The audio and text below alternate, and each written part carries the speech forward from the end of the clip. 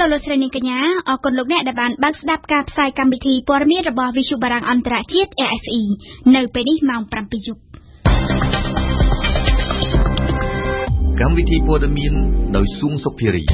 ប្រធានគណៈកម្មការសិទ្ធិមនុស្សថាវិស័យយុតិធធម៌គួរពង្រឹងវិញដើម្បីស្ដារទំនុកចិត្តពលរដ្ឋកម្ពុជាគ្មានគម្រោងបើកច្រកទ្វារប្រាសាទព្រះវិហារពីខាងទឹកដីថៃរបាយការណ៍បង្ហាញថាចំនួនកុមារកំព្រានៅកម្ពុជាកើនឡើង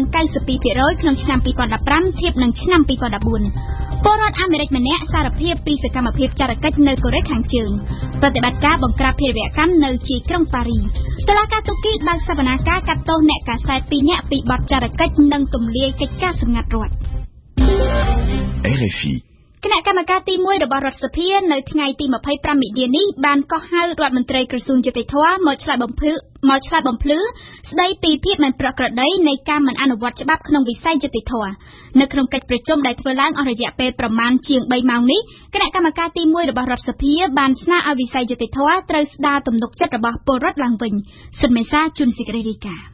លោកអេងឆៃអៀងប្រធានគណៈកម្មការទី1របស់រដ្ឋសភាបានអាងថាប្រព័ន្ធយុតិធធម៌នៅកម្ពុជាគួរតែត្រូវពង្រឹងឡើងវិញដើម្បីស្ដារទំនុកចិត្តរបស់ប្រជាពលរដ្ឋព្រោះថាប្រព័ន្ធយុតិធធម៌បច្ចុប្បន្នបានធ្វើឲ្យពលរដ្ឋខកចិត្តនិងធ្វើឲ្យពលរដ្ឋរងភាពអយុត្តិធម៌ជាច្រើនប្រធានគណៈកម្មការទី1របស់រដ្ឋសភាកូតាគណៈបក្សសង្គ្រោះជាតិបានសង្កត់ធ្ងន់ថាករណីជាច្រើនគឺមានភាពអយុត្តិធម៌ជាក់ស្ដែងករណីដីធ្លីករណីគ្រួសារមហាសេដ្ឋីត្រកូលខៅជាដើមដែលសុទ្ធតែជាករណីមិនអាចទទួលយកបានទេនឹងធ្វើខុសនីតិវិធីច្បាប់ដែលធ្វើឲ្យសាធារណជនមានការរិះគន់ប៉ុន្តែក្រសួងយុតិធធម៌បានលើកឡើងថា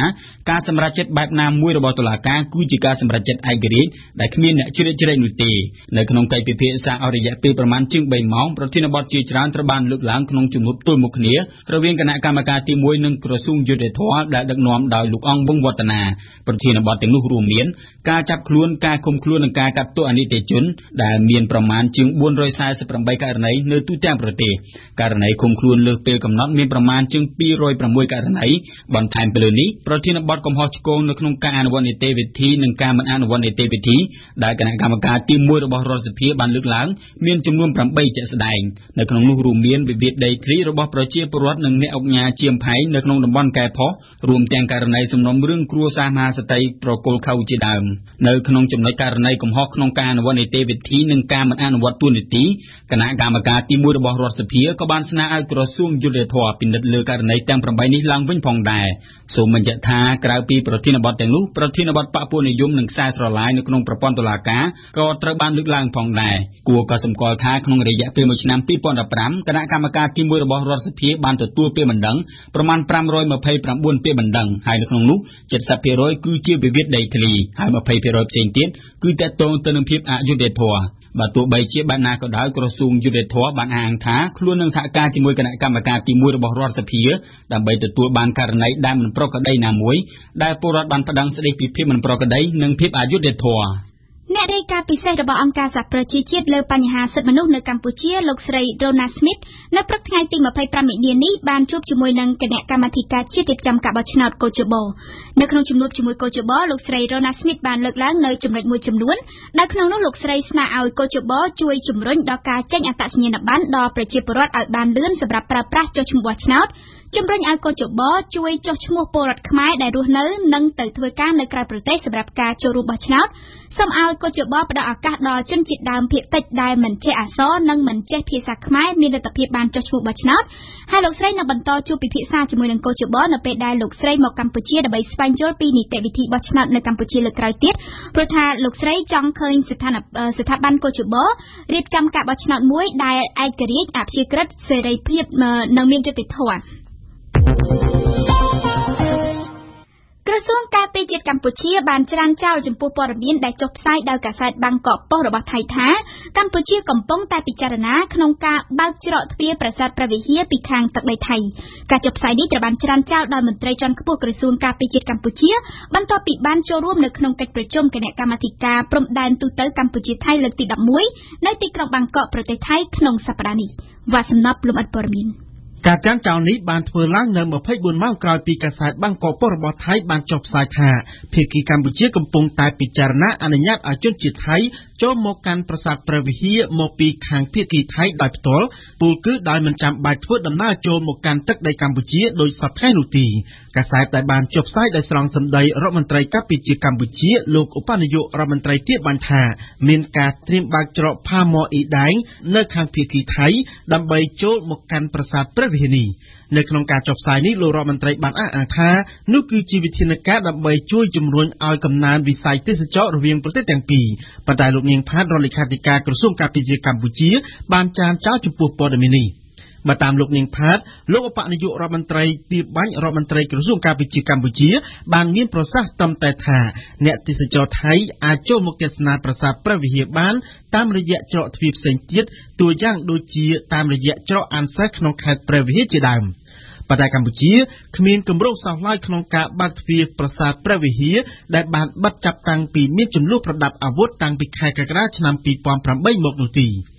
គូជម្រាបជូនថារដ្ឋមន្ត្រីក្រសួងការពារជាតិកម្ពុជាថៃទើបតែបានបិទបញ្ចប់កិច្ចប្រជុំគណៈកម្មការព្រំដែនទូតទៅកម្ពុជាថៃលើកទី11ដែលបានរៀបចំធ្វើឡើងនៅទីក្រុងបាងកកប្រទេសថៃចាប់ពីថ្ងៃទី21ដល់ថ្ងៃទី24ខែមីនាឆ្នាំ2016កិច្ចប្រជុំដែលបានផ្ដោតជាសំខាន់ទៅលើការពង្រឹងកិច្ចសហប្រតិបត្តិការរវាងកងទ័ពនៃប្រទេសទាំងពីរលើវិស័យសន្តិសុខនិងការថែរក្សាសន្តិភាពតាមតំបន់ព្រំដែនបញ្ហាប្រយុទ្ធប្រឆាំងអំពើភេរវកម្មបញ្ហាឧក្រិដ្ឋកម្មមិនប្រពៃបញ្ហាសន្តិសុខលំហសមុទ្របញ្ហាគ្រោះមហន្តរាយធម្មជាតិនិងលើវិស័យផ្សេងទៀតលោកបនាយករដ្ឋមន្ត្រីទាបាញ់ដែលបានដឹកនាំគណៈប្រតិភូកម្ពុជាត្រឡប់មកកាន់ប្រទេសកម្ពុជាវិញកាលពីរសៀលថ្ងៃទី24មីនាម្សិលមិញ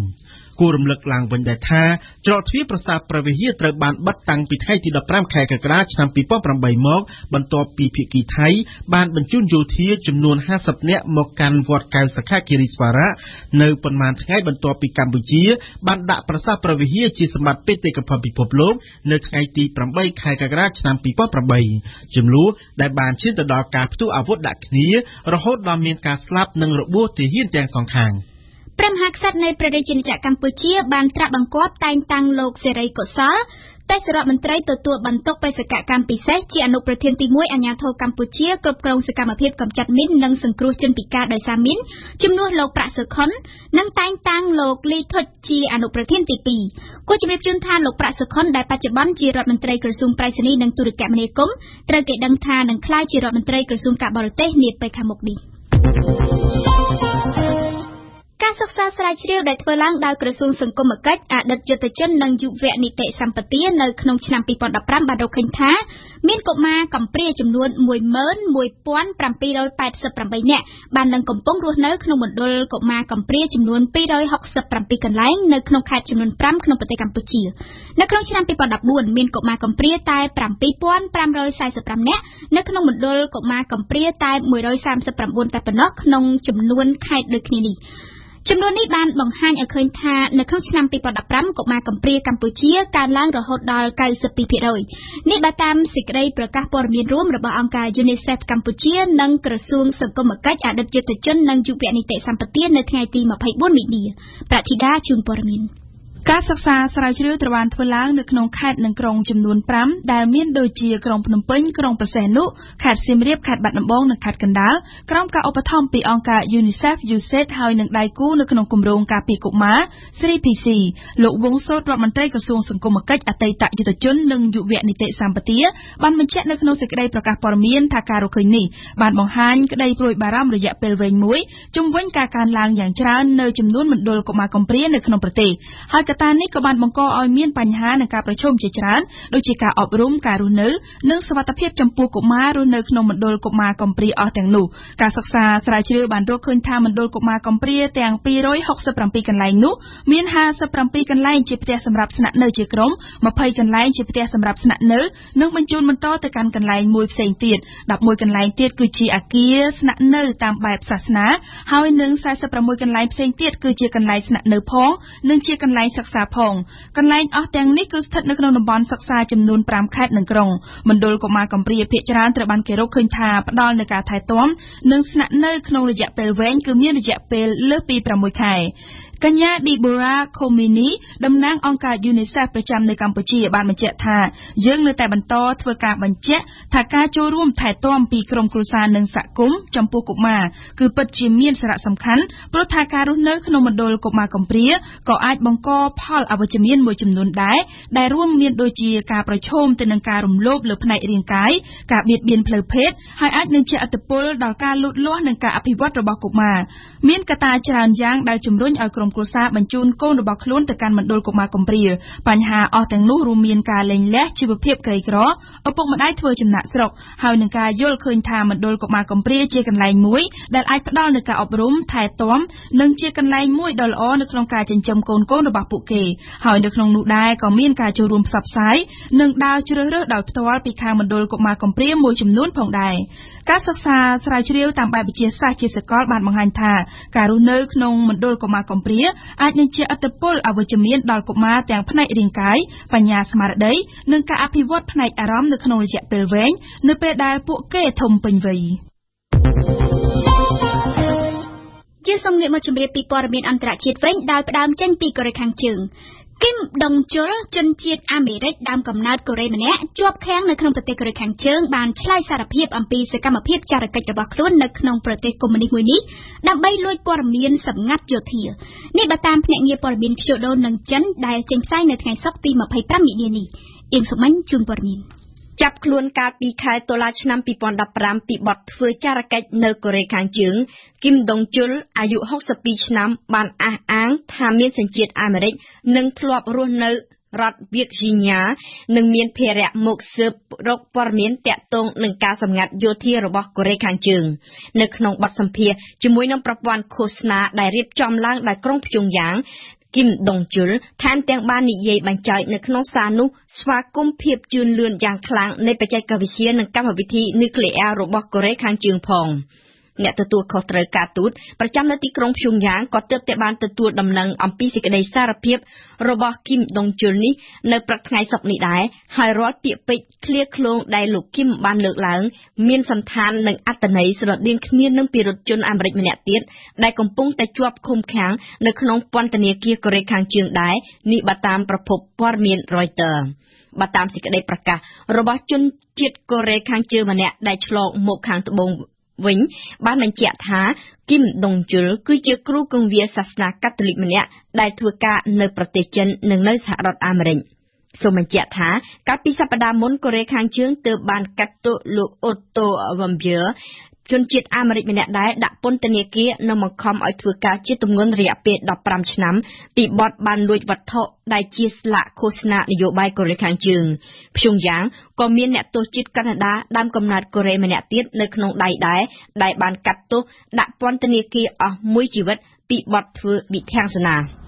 លោកស្រីអ៊ុងសានស៊ូជីនឹងទទួលយកតំណែងរដ្ឋមន្ត្រី4ក្រសួងក្នុងរដ្ឋាភិបាលថ្មីរបស់ភូមាគណៈបកសម្ព័ន្ធជាតិដើម្បីលទ្ធិប្រជាធិបតេយ្យមានបំណងបង្កើតសមាជិកភាពគណៈរដ្ឋមន្ត្រីចំនួនដែលមានសមាជិកចំនួន18រូបដែលបានស្នើនឹងប្រគល់ក្រសួងសំខាន់ៗឲ្យអ្នកនយោបាយជាសម្ព័ន្ធមិត្តបញ្ជីគណៈរដ្ឋមន្ត្រីដែលបានដាក់ជូនដោយប្រធានាធិបតីតែងតាំងថ្មីគឺលោកទីនចនេះ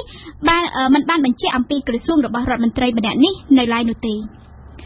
តកតទៅនឹងភូមិដែរទីផ្សារមូលបត្រភូមិបានចាប់ផ្ដើមដំណើរការហើយនៅថ្ងៃនេះបន្ទាប់ពីបានបើកសម្ពោធជាផ្លូវការកាលពីដើមឆ្នាំ2015ក្នុងពេលដំបូងនេះមានក្រុមហ៊ុនតែមួយគត់ដែលបានដាក់លក់ភាគហ៊ុនរបស់ខ្លួននៅក្នុងទីផ្សារនោះគឺក្រុមហ៊ុន First Myanmar Investment ហៅកាត់ថា FMI របស់មហាសេដ្ឋីភូមិដែលមានជាងគេបំផុតកាលពីយប់ថ្ងៃទី24មិនិនានៅជ័យក្រុងប៉ារីភាគខាងជើងនគរបាលប្រឆាំងភេរវកម្មបារាំងបានចុះឃាត់ខ្លួនមនុស្សម្នាក់ដែលគេសង្ស័យថាជាមេខ្លោងម្នាក់ដ៏សំខាន់ក្នុងបណ្ដាញភេរវកម្មអ៊ីស្លាមជ្រុលនិយមតាមការផ្ដល់ព័ត៌មានជាបឋមនេះជននេះគឺមានចំណែកពាក់ព័ន្ធជាមួយនឹងការធ្វើភេរវកម្មនៅប៉ារីកាលពីថ្ងៃទី13វិច្ឆិកាឆ្នាំ2015បន្ទាប់ពីបានរឹបអូសយកវត្ថុតាងមានដូចជាអាវុធនិងគ្រាប់រំសេវមួយចំនួនធំក្នុងពេលចាប់ខ្លួននោះគឺនគរបាលបារាំងបានសន្និដ្ឋានថាជននេះកំពុងតែរៀបគម្រោងធ្វើភេរវកម្មថ្មីមួយទៀតនៅទីក្រុងប៉ារីបន្តិចទៀតយើងនឹងវិលមកលម្អិតពីព័ត៌មាននេះជាមួយនឹងមុំពិសេសនៅក្នុងនីតិព្រឹត្តិការណ៍អន្តរជាតិប្រចាំថ្ងៃក្នុងនោះផងដែរនៅប្រទេសបែលហ្សិកក៏មានការចាប់ខ្លួនមនុស្ស6នាក់ជាបន្តបន្ទាប់នៅទីក្រុងព្រុចសែលបន្ទាប់ពីមានការបំផ្ទុះគ្រាប់បែកអត្តឃាតនៅក្នុងរដ្ឋធានីនៃប្រទេសបែលហ្សិកកាលពីថ្ងៃទី22មិនិនាដែលបានសម្លាប់មនុស្ស31នាក់ ហើយជុំវិញបញ្ហានេះលោក John Kerry រដ្ឋមន្ត្រីការបរទេសអាមេរិកបានទៅដល់ទីក្រុង Brussels ហើយនៅថ្ងៃសុក្រនេះដើម្បីផ្ដល់ការគាំទ្រទៅដល់ប្រជាជនដែលរងគ្រោះនៅ Gaza បន្ទាប់ពីការវាយប្រហារដែលត្រូវបានអះអាងថាជាស្នាដៃរបស់ក្រុមអង្គការរដ្ឋអ៊ីស្លាមការវាយប្រហារដោយគ្រាប់បែកអត្តឃាតកាលពីថ្ងៃទី22មិនិនានោះបានសម្លាប់មនុស្ស31នាក់និងធ្វើឲ្យមនុស្ស300នាក់ផ្សេងទៀតរងរបួសមកដល់ទីក្រុង Brussels ភ្លាមលោក Kerry បានសរសេរនៅលើបណ្ដាញ Twitter របស់លោកថាលោកមកកាន់ទីនេះគឺដើម្បីផ្ដល់ការគាំទ្រដោយស្មោះអស់ពីចិត្តដល់ Basic ប្រឆាំងទៅនឹងអំពើយង់ឃ្នងទៅនឹងប្រទេសទូគីវិញនៅថ្ងៃសុក្រទី25មិនិនានេះតុលាការទូគីបានបើកសវនាការកាត់ទោសអ្នកកាសែតរបស់សារព័ត៌មានប្រឆាំង2នាក់ចាប់ខ្លួនបានពីបទចរកិច្ចនិងប៉ុនប៉ងធ្វើរដ្ឋប្រហារកាន់ដុនដានិងអេដេមហ្គូលបានសរសេរកាលពីឆ្នាំ2014ផ្សព្វផ្សាយព័ត៌មានដ៏រសើបទាក់ទងទៅនឹងសកម្មភាពរបស់រដ្ឋាភិបាលអ៊ីនសុបិញលំអិតបន្ថែមសំណុំរឿងកាត់ក្តីអ្នកកាសែត2រូបនេះបានក្លាយជានិមិត្តរូបនៃការរឹតបន្តឹងដាក់គំនាបបន្ថែមលើអ្នកសារព័ត៌មានពីសំណាក់អ្នកកាន់អំណាចក្នុងបទចោទប្រកាន់ចរកិច្ចលួចទម្លាយការសម្ងាត់រដ្ឋប៉ុនប៉ងធ្វើរដ្ឋប្រហារនិងផ្ដល់ជំនួយដល់អង្គការភេរវនិយមអ្នកកាសែតទាំងពីរអាចនឹងត្រូវទទួលទោសជាប់ពន្ធនាគារអស់មួយជីវិតមិនតែប៉ុណ្ណោះសវនាការនេះបានចាប់ផ្ដើមឡើងចំពេលដែលមានការបង្ក្រាបយ៉ាងតឹងតែងទៅលើប្រព័ន្ធឃោសនាព័ត៌មានបណ្ដេញអ្នកកាសែតបរទេសចេញពីប្រទេសនិងដាក់កាសែតមួយឈ្មោះថា Zaman ឲ្យស្ថិតនៅក្រោមការត្រួតពិនិត្យរបស់រដ្ឋាភិបាលទៀតកាលពីដើមឆ្នាំ2014អ្នកកាសែតទាំងពីរបានចុះផ្សាយនៅក្នុងទំព័រសារព័ត៌មានឃុំហូរីយ៉េតថាមានរថយន្តកាមីយ៉ុងជាច្រើនរបស់ភ្នាក់ងារសម្ងាត់ទូគីបានដឹកអាវុធជាច្រើនទៅឲ្យពួកឧទាមអ៊ីស្លាមជ្រុលនិយមនៅស៊ីរីនៅពេលនោះប្រធានាធិបតីទូគីបានប្រកាសភ្លាមថាជនផ្សាយព័ត៌មាននេះនឹងត្រូវទទួលទោសយ៉ាងធ្ងន់ធ្ងរនិងបានដាក់ពាក្យបណ្ដឹងភ្លាមជាលក្ខណៈបុគ្គលប្រឆាំងនឹងនាយកការិយាល័យនិពន្ធរបស់កាសែតលោកប្រធានាធិបតីថែមទាំងបានសម្លុតចង់រំសាយស្ថាប័នតុលាការធម្មនុញ្ញទៀតនៅពេលឃើញតុលាការចង់ផ្ដល់សេរីភាពដល់អ្នកកាសែតទាំងពីរនេះក្រោយពីជាប់រយៈពេលឃុំឃាំងបណ្ដោះអាសន្នជានាយកនិពន្ធរបស់កាសែតតាំងពីឆ្នាំ2013មកកាន់ដងដានៅតែបន្តសរសេរទៀតបើទោះបីជាស្ថិតនៅក្នុងពន្ធនាគារក៏ដោយនិងក្នុងទស្សនៈដដែលគឺប្រឆាំងនឹងរដ្ឋាភិបាលទូគីផងប្រឆាំងនឹងសហភាពអឺរ៉ុបផងដែលបណ្ដាលឲ្យក្រុងអង្ការ៉ាដើរខុសគន្លងប្រជាធិបតេយ្យលោកបានចាត់ទុកសវនាការនៅថ្ងៃនេះគឺជាការផ្សព្វផ្សាយនយោបាយការបរទេសរបស់លោកសៀវភៅមួយដែលលាតត្រដាងភ័ស្តុតាងបញ្ជាក់អំពីអ្វីដែលលោកបានសរសេរនៅក្នុងទំព័រកាសែតនិងដែលលោកនាំលោកចូលពន្ធនាគារនេះនឹងត្រូវចេញផ្សាយនៅក្នុងថ្ងៃសុក្រនេះដែរ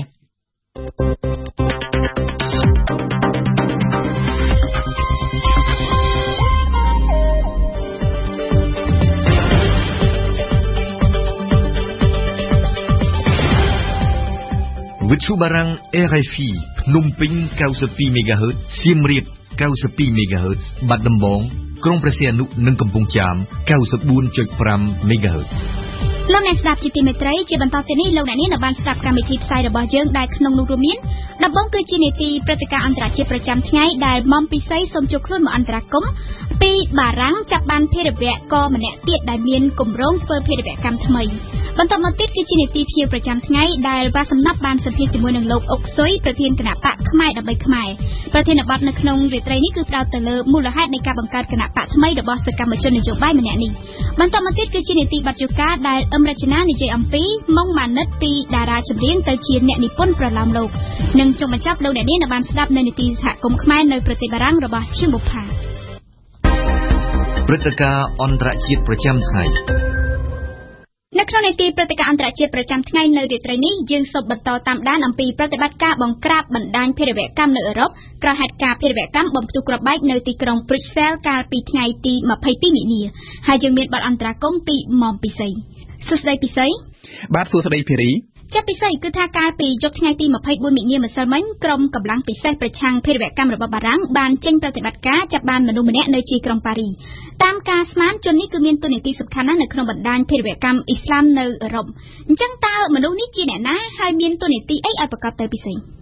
បាត់ភារីជាការពិតការពីយប់ថ្ងៃទី24មីនាម្សិលមិញនេះនគរបាលប្រឆាំងភេរវកម្មបារាំងបានចោះចាប់មនុស្សម្នាក់នៅសង្កាត់អារយ៉ង់តើយភាគខាងជើងក្រុងប៉ារីនេះជាប្រតិបត្តិការដោយស្ងាត់បំផុតទាល់តែរួចរាល់អស់ហើយទើបបានខាងក្រុមនាយកព័ត៌មាននឹងបានដឹងជនដែលគេចាប់បាននោះគឺមានឈ្មោះថារេដាគ្រីកេអាយុ34ឆ្នាំជនជាតិបារាំងតាមការរាយការណ៍ជាបឋមគឺជននេះជាមេខ្លោងម្នាក់ដ៏សំខាន់នៅក្នុងក្រុមភេរវកម្មដែលបានធ្វើសកម្មភាពដ៏សាហាវនៅក្រុងប៉ារីកាលពីថ្ងៃទី13វិច្ឆិកានគរបាលទើបបានប្រាប់ឲ្យដឹងដែរថាកាលពីខែកក្កដាឆ្នាំ2015ជនឈ្មោះរេដាគ្រីកេនេះត្រូវបានតុលាការប៊ែលហ្សិកធ្លាប់បានកាត់ទោសដោយកំបាំងមុខជាមួយនឹងជនឈ្មោះអាប់ដែលហាមីតអាបោតដែលជាមេរៀបចំភេរវកម្មនៅថ្ងៃទី13វិច្ឆិកាដែរហើយដែលត្រូវនគរបាលបារាំងបាញ់សម្លាប់5ថ្ងៃក្រោយមកកាលនោះតុលាការប៊ែលហ្សិកបានកាត់ទោសមនុស្សចំនួន28នាក់ពីបទជាប់ពាក់ព័ន្ធនឹងបណ្ដាញបញ្ជូនមនុស្សឲ្យទៅបម្រើក្រុមជីហាតអង្គការរដ្ឋអ៊ីស្លាមនៅសេរីយោងតាមការស៊ើបអង្កេតកន្លងមករបស់អាជ្ញាធរប៊ែលហ្សិកនិងបារាំងគឺជនឈ្មោះរេដាគ្រីកេនេះមានតួនាទីជាអ្នកចែកចាយលុយនៅក្នុងបណ្ដាញភេរវកម្មអ៊ីស្លាមនេះហើយបើតាមការផ្សាយរបស់ទូរទស្សន៍បារាំងមួយបានឲ្យដឹងថាជនសាឡាអាប់ដេស្លាមដែលគេចាប់ខ្លួនបានកាលពីថ្ងៃទី18វិនាមុននេះនៅក្រុងប្រ៊ុយសែលហ្នឹងបាននិយាយប្រាប់អ្នកសួរចម្លើយថាគឺជនរេដាគ្រីកេនេះហើយដែលជាអ្នកទទួលខុសត្រូវធំក្នុងការចាត់ចែងរៀបចំភេរវកម្មនៅក្រុងប៉ារីថ្ងៃទី13វិច្ឆិកាចឹងការចាប់ខ្លួនកាលពីយប់មិញគឺជាលទ្ធផលតាមដានយ៉ាងសម្ងាត់របស់នគរបាលបារាំងអស់រយៈពេលជាច្រើនសប្តាហ៍មកហើយត្រូវបានរដ្ឋមន្ត្រីក្រសួងមហាផ្ទៃបារាំងប្រកាសថាជាជោគជ័យដ៏ធំក្នុងការបង្ក្រាបបណ្ដាញភេរវកម្មអ៊ីស្លាមនេះព្រោះមិនត្រឹមតែជននេះជាមនុស្សសំខាន់ក្នុងបណ្ដាញភេរវកម្មទេតែគឺជននេះកំពុងតែរៀបគម្រោងភេរវកម្មថ្មីបន្ថែមទៀតដោយសារតែគេបានរឹបអូសនៅផ្ទះលាក់ខ្លួនរបស់ជននេះនៅអាវុធនិងសម្ភារៈជាច្រើនដែលនឹងត្រូវប្រើប្រាស់ក្នុងការផលិតគ្រាប់បែកភារីពិសេសយើងត្រឡប់ទៅនិយាយអំពីភេរវកម្មនៅព្រុចសែលវិញតើដំណើរការស៊ើបអង្កេតបានផ្ដល់លទ្ធផលយ៉ាងណាហើ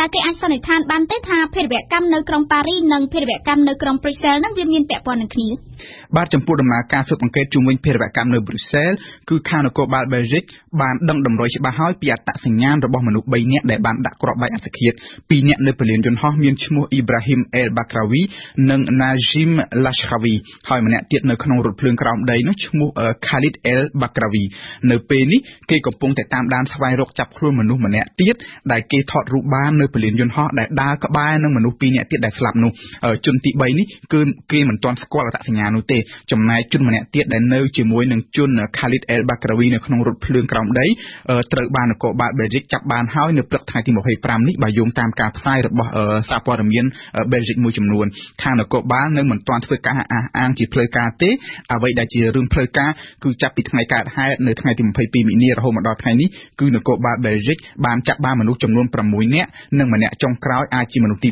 7នេះដែលគេកំពុងតែរងចាំការអះអាងពីអាជ្ញាធរសួរថាតើភេរវកម្មនៅប៉ារីនិងនៅប្រ៊ុយសែលមានជាប់ពាក់ព័ន្ធនឹងគ្នាដែរឬទេគេនៅមិនទាន់អាចសន្និដ្ឋានបានទេភារីតែបើយោងតាមធាតុផ្សំនៃការស៊ើបអង្កេតរហូតមកដល់ពេលនេះគឺគេជឿថាវាមានជាប់ពាក់ព័ន្ធគ្នាព្រោះក្រុមភេរវកម្មដែលធ្វើសកម្មភាពនេះជាក្រុមបណ្ដាញតែមួយជាក់ស្ដែងស្នាម ADN របស់ជនឈ្មោះ Najim Lashkawi ដែលជាប់នៅនឹងគ្រាប់បែកនៅពលានយន្តហោះក្រុងប្រ៊ុយសែលក៏គេរកឃើញនៅជាប់នឹងខ្សែក្រវ៉ាត់គ្រាប់បែកដែលផ្ទុះនៅពហុកីឡដ្ឋានក្រុងប៉ារីថ្ងៃទី13វិច្ឆិកាដែរដូច្នេះគេសន្និដ្ឋានថាខ្សែក្រវ៉ាត់គ្រាប់បែកដែលផ្ទុះនៅប៉ារីនិងផ្ទុះនៅប្រ៊ុយសែលគឺធ្វើឡើងដោយមនុស្សតែម្នាក់គឺឈ្មោះ Najim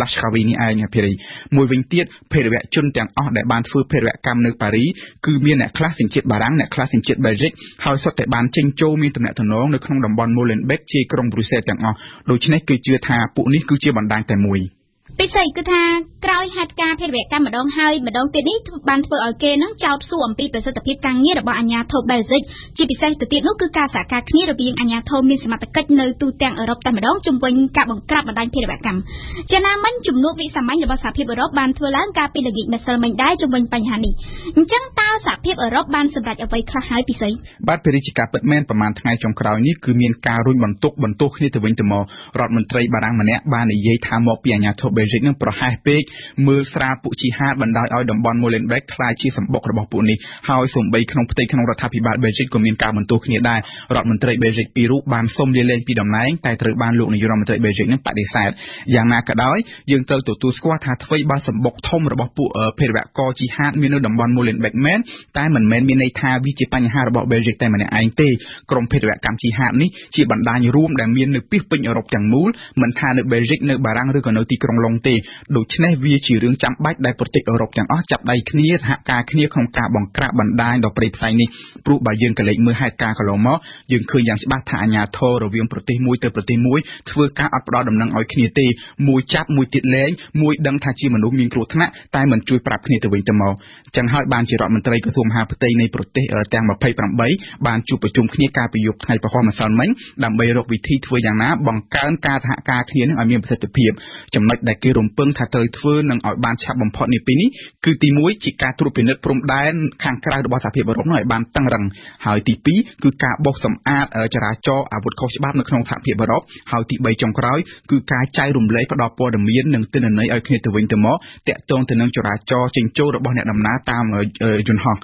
ប៉ុន្តែឆ្លងកាត់ការប្រជុំគេមិនបានសម្រេចថាត្រូវមានវិធានការអ្វីឲ្យជាក់លាក់ទេអ្នកយកព័ត៌មានក៏ដូចជាមតិសាធារណៈមានការខកចិត្តជាខ្លាំងព្រោះថាដល់ដំណាក់កាលនេះហើយសហភាពអឺរ៉ុបមិនត្រូវអូសជើងស្ពឹកស្រពន់ទៀតទេភារីបណ្ដាញភេរវកម្មអ៊ីស្លាមនេះមាននៅពីពេញអឺរ៉ុបហើយពួកវាអាចធ្វើប្រតិបត្តិការថ្មីទៀតបានគ្រប់ពេលវេលាទាំងអស់សូមអរគុណពិសេសសម្រាប់បទអន្តរាគមន៍នៅរាត្រីនេះភ្ញៀវប្រចាំថ្ងៃភ្ញៀវប្រចាំថ្ងៃរបស់វិទ្យុបារាំងអន្តរជាតិ AFE នៅថ្ងៃនេះគឺលោកអុកស៊ុយប្រធានគណៈបកខ្មែរដើម្បីខ្មែរលោកអុកស៊ុយដែលទៅតែបានដើរចេញពីតួនាទីជាអគ្គលេខាធិការគណៈបកសម្បុកឃ្មុំសង្គមប្រជាធិបតេយ្យបានប្រកាសនៅថ្ងៃនេះពីការបង្កើតគណៈបកថ្មីរបស់លោកដែលមានឈ្មោះថាគណៈបកខ្មែរដើម្បីខ្មែរលោកអុកស៊ុយដែលជាអតីតសមាជិកគណៈបកសង្គ្រោះជាតិផងនោះបានបញ្ជាក់ពីមូលហេតុដែលលោកបង្កើតគណៈបកថ្មីនេះថាគឺដើម្បីជួយប្រជាពលរដ្ឋខ្មែរដែលត្រូវបានអ្នកនយោបាយបោកប្រាស់នាពេលកន្លងមកសូមលោកអ្នកនាងស្ដាប់បទសម្ភាសន៍រវាងវ៉ាសំណប់ជាមួយនឹងលោកអុកស៊ុយដូចតទៅលោកអុកស៊ុយខ្ញុំជម្រាបសួរបាទសូមជម្រាបសួរបាទលោកសំណប់បាទខ្ញុំសូមអរគុណលោកយ៉ាងជ្រាលជ្រៅដែលបានអញ្ជើញមកដល់បន្ទប់ផ្សាយរបស់វិទ្យុបារាំងអន្តរជាតិ AFE ដើម្បីផ្ដល់បទសម្ភាសន៍នៅរាត្រីនេះលោកអុកស៊ុយដោយសារតែនៅរុស្ស៊ីថ្ងៃនេះតែម្ដងលោកបានធ្វើសន្និសីទកសែតមួយនៅឯសន្តាគារ Himawari ក្នុងទីក្រុងភ្នំពេញដើម្បីប្រកាសបើកគណៈបកថ្មីមួយដែលគេដឹងថាគឺជាគណៈបកខ្មែរដើម្បីខ្មែរតែប៉ុន្តែលោកទើបតែបានចាក់ចេញពីគណៈបកសង្គ្រោះជាតិរបស់លោកសំរងស៊ីកាលពីថ្ងៃទី3ខែធ្នូឆ្នាំ2015ហើយទើបតែបានចូលរួមជាមួយនឹងគណៈបកសម្បុកឃ្មុំសង្គមប្រជាធិបតេយ្យរបស់លោកមុំស្នងដូនឹងហើយទើបតែបាន3ខែតែប៉ុណ្ណោះហើយឥឡូវនេះលោកបានចេញមកបង្កើតគណៈបកថ្មីមួយគឺគណៈបកខ្មែរដើម្បីខ្មែរនេះតែម្ដងមូលហេតុអ្វីបានជាលោកចេញមកបង្កើតគណៈបកថ្មីហើយចាក់ចេញពីគណៈបកសម្បុកឃ្មុំសង្គមប្រជាធិបតេយ្យដែលលោកមានតួនាទីជាអគ្គលេខាធិការនៅពេលនេះបាទមូលហេតុដែលខ្ញុំអុកស៊ុយដើរចេញពីអគ្គលេខាធិការគណៈបកសម្បុកឃ្មុំសង្គមប្រជាធិបតេយ្យក៏ដូចជាដើរចេញពីគណៈបកសម្បុកឃ្មុំសង្គមប្រជាធិបតេយ្យមកបង្កើតគណៈបកខ្មែរដើម្បីខ្មែរនេះគឺមកពីមេដឹកនាំគណៈបកសម្បុកឃ្មុំសង្គមប្រជាធិបតេយ្យគាត់ដឹកនាំរបៀបផ្ដាច់ការគាត់ដឹកនាំមិនមែនរបៀបជាអ្នកដឹកនាំគណៈបករបៀបអ្នកដឹកនាំក្រុមហ៊ុនបាទហើយសំខាន់ជាងនេះទៅទៀតដែលខ្ញុំទ្រាំនៅធ្វើជាអគ្គលេខាធិការគណៈបកសម្បុកឃ្មុំសង្គមប្រជាធិបតេយ្យពុំបាននោះគឺមានមូលហេតុធ្វើឲ្យយើងខ្ញុំខ្មាស់អៀនណាប្រធានគណៈបកណាដែលតែងតាំងគេថ្ងៃ1ហើយមកដកគេថ្ងៃ10គេពុំទាន់បាននឹងអនុវត្តផងប្រធានគណៈបកឯណាដែលដឹកនាំគណៈបកឲ្យអគ្គលេខាធិការបកទៅស្ដាប់អគ្គនាយកដ្ឋានតំណែងតំណងសាធារណៈយើងមុននឹងធ្វើអីតលើសួរអគ្គនាយកដ្ឋានតំណែងតំណងសាធារណៈដូច្នេះពុំមានគណៈបកណាមួយដែលតម្រូវឲ្យអគ្គលេខាធិការមុននឹងធ្វើអីទៅសុំអនុញ្ញាតពីប្រធានហើយប្រធាននឹងមិនយល់ព្រមទៀតតលតែសុំពីអគ្គនាយកតំណែងតំណងសាធារណៈទើបធ្វើកិច្ចការនឹងបានបាទនេះមានន័យថាបញ្ហាផ្ទៃក្នុងរបស់គណៈបកសម្បុកឃ្មុំទើបតែធ្វើឲ្យលោកចាក់ចេញនៅពេលនេះបាទកុំថាឡើយដល់នៅយូរឲ្យឃើញកំហុសឆ្គងច្រើនខ្ញុំអត់នៅយូរទេខ្ញុំឃើញតែរបៀបដឹកនាំខុសឆ្គងពីការដឹកនាំគណៈបកដតីខ្ញុំអត់នៅសន្សំកម្មតទៅទៀតទេខ្ញុំនឹងដើរចេញហើយតែយ៉ាងណាក៏ដោយតើលោកមិនបារម្ភចំពោះពាក្យនិន្ទារបស់ខ្មែរយើងតែងតែលើកឡើងថាព្រោះថាលោកបានចែកចេញពីគណៈបកមួយទៅគណៈបកមួយនោះតើលោកមិនបារម្ភពីការនិន្ទារបស់ខ្មែរថាលើកកញ្ជើដើរទេបាទខ្ញុំអត់បារម្ភទេបើសិនជាយើងមិនចេះធ្វើការផ្លាស់ប្ដូរយើងមិនមែនមនុស្សទេបើយើងដឹងខុសហើយយើងនៅតែជំនុញក្បាលទៅធ្វើជាមួយយើងមិនមែនជាអ្នកនយោបាយទេអ្នកនយោបាយហ៊ានតទល់នឹងសភាពការជាក់ស្ដែងបើឃើញតែដឹកនាំខុសហើយយើងនៅតែប្រព្រឹត្តខុសឈ្ងោកមុខកាប់មុខដោយមេដឹកនាំសង្គ្រោះជាតិដែលដឹកនាំបកសពថ្ងៃ យើងដឹងថាចរន្តគណៈបកនយោបាយរបស់ខ្លួនធ្លាក់ចុះហើយនៅតែកុហកប្រជាពលរដ្ឋទៀតយើងមិនមែនអ្នកនយោបាយទេខ្ញុំកុំថាឡើយចេញពីបកមួយមកបកមួយហើយប្រជារាស្ត្រថ្កោលទោសថៃឯងចេញពីមួយទៅមួយដោយលើកកញ្ជើដើរចោះបើឃើញធ្វើខុសហើយយើងនៅតែធ្វើទៀតបានន័យថាយ៉ាងម៉េចបាទប៉ុន្តែយ៉ាងណាក៏ដោយតាមនេះគឺជាគណៈបកថ្មីដែលលោកបង្កើតនេះគឺជាគណៈបកចុងក្រោយរបស់លោកដែលលោកនឹងបចំណាយពេលវេលារបស់លោកនៅក្នុងគណៈបកនេះរហូតហើយមិនចឹងបាទខ្ញុំនឹងចំណាយពេលវេលានឹងថែទាំសកម្មភាពគណៈបកនេះឲ្យមានការរីកដុះដាលហើយក៏ប៉ុន្តែខ្ញុំនឹងសង្ខេប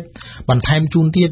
គណៈបកសម្បុកឃុំសង្គមប្រជាធិបតេយ្យសប្តាហ៍នេះណាដែលមុននឹងខ្ញុំចេញក៏ដូចជាសប្តាហ៍នេះអត់មានតួអង្គធ្វើដើម្បីប្រជាជាតិទេប្រធានគណៈបកគាត់ធ្វើក្នុងនាមជារូបភាពទេប៉ុន្តែប្រធានគាត់មិនដែលយកពុបប្រសិទ្ធភារៈជាប្រធានដើម្បីដឹកនាំបកគាត់ស្ដាប់អ្នកមានលុយហើយខ្ញុំមិនថាទេអ្នកមានលុយធ្វើចោះឲ្យតែត្រូវប៉ុន្តែបើអ្នកមានលុយអូសទម្លាក់ឆន្ទៈប្រជាពលរដ្ឋទៅជន់ក្នុងភក់ក្នុងជ្រាំខ្ញុំស៊ូទ្រាំនៅធ្វើជាមួយមិនបានទេណាដូចជាក់ស្ដែងណាមុំអាសនីចេញទៅគណៈបកប្រជាជនកម្ពុជាប្រប៉ុណ្ណានៃហើយណាគាត់គម្រាមក្នុងគណៈបកសម្បុកឃុំសង្គមប្រជាធិបតេយ្យដល់គណៈអចិន្ត្រៃយ៍ទាំងអស់ថាបើអ្នកណាហ៊ាននិយាយមុំអាសនីគេនឹងដេញចេញពីសមាជិកគណៈបកត្រង់ហ្នឹងទេក្នុងបើសិនជាចិត្តលោកនៅធ្វើបានទេគណៈបកមួយត្រូវមានដែនអធិបតេយ្យភាពពិតប្រាកដចាំយើងធ្វើ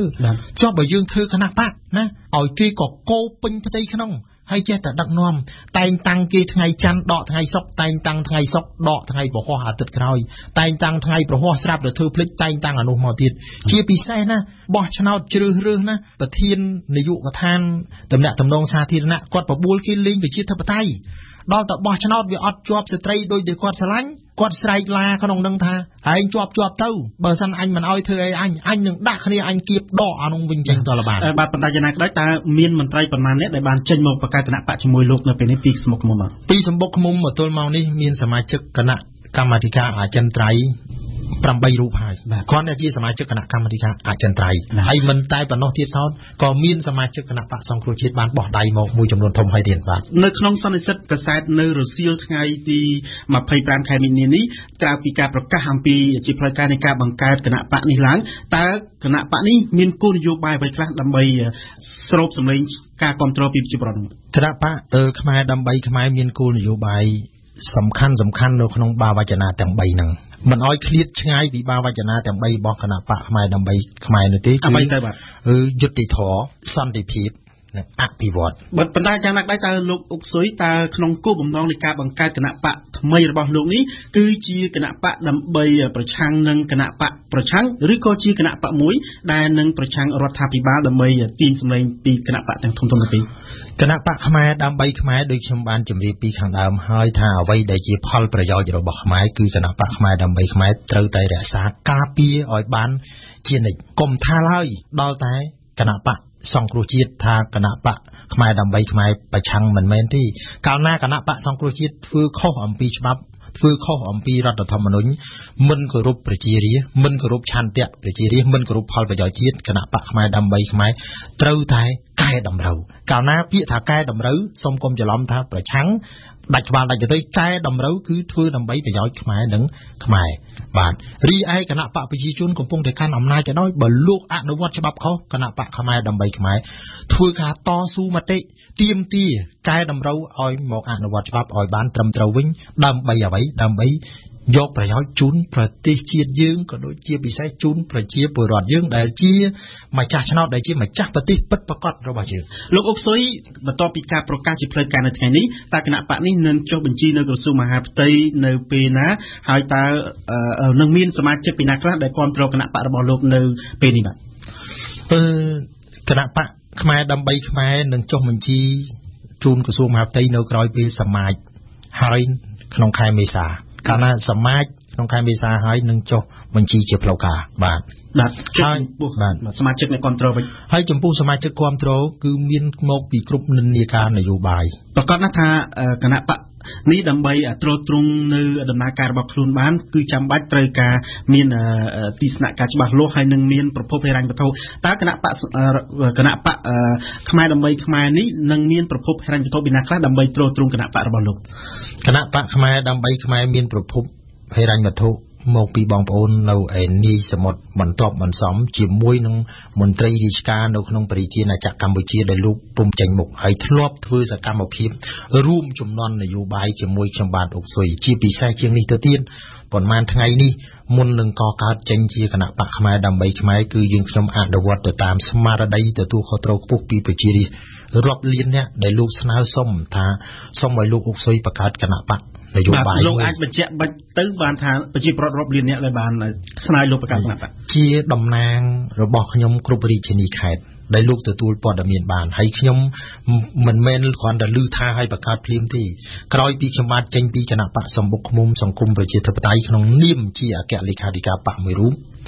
គឺគាត់មើលឃើញច្បាស់ណាស់ថាហេតុអីបានអុកស៊ុយនៅក្នុងគណៈបកមួយមានមុខងារជាអគ្គលេខាធិការបកហើយលីលែងដោយគ្មានស្ដាយស្រណោះដោយគេដទៃទៀតដែលឮថាអគ្គលេខាធិការបកមួយហើយលីលែងចេញមកហើយបញ្ជាក់ប្រាប់ថាមិនមានបញ្ហាអីជាមួយប្រធានគណៈបកទេគឺមានតែមួយគត់ដោយសារប្រធានគណៈបកគាត់ដឹកនាំគណៈបកគ្មានឯករាជ្យភាពនៅក្នុងគណៈបកនេះជាមូលហេតុធំដែលលោកបានចាក់ចេញដែលខ្ញុំបានចាក់ចេញហើយខ្ញុំសូមបញ្ជាក់ជូនផងដែរថាខ្ញុំចេញពីគណៈបកហ៊ុនស៊ិនប៉ិចនៅពេលគណៈបកហ៊ុនស៊ិនប៉ិចអស់អាសនៈហើយកម្លាំងហ៊ុនស៊ិនប៉ិចក៏មានការបែកបាក់គ្នាជាបំណែក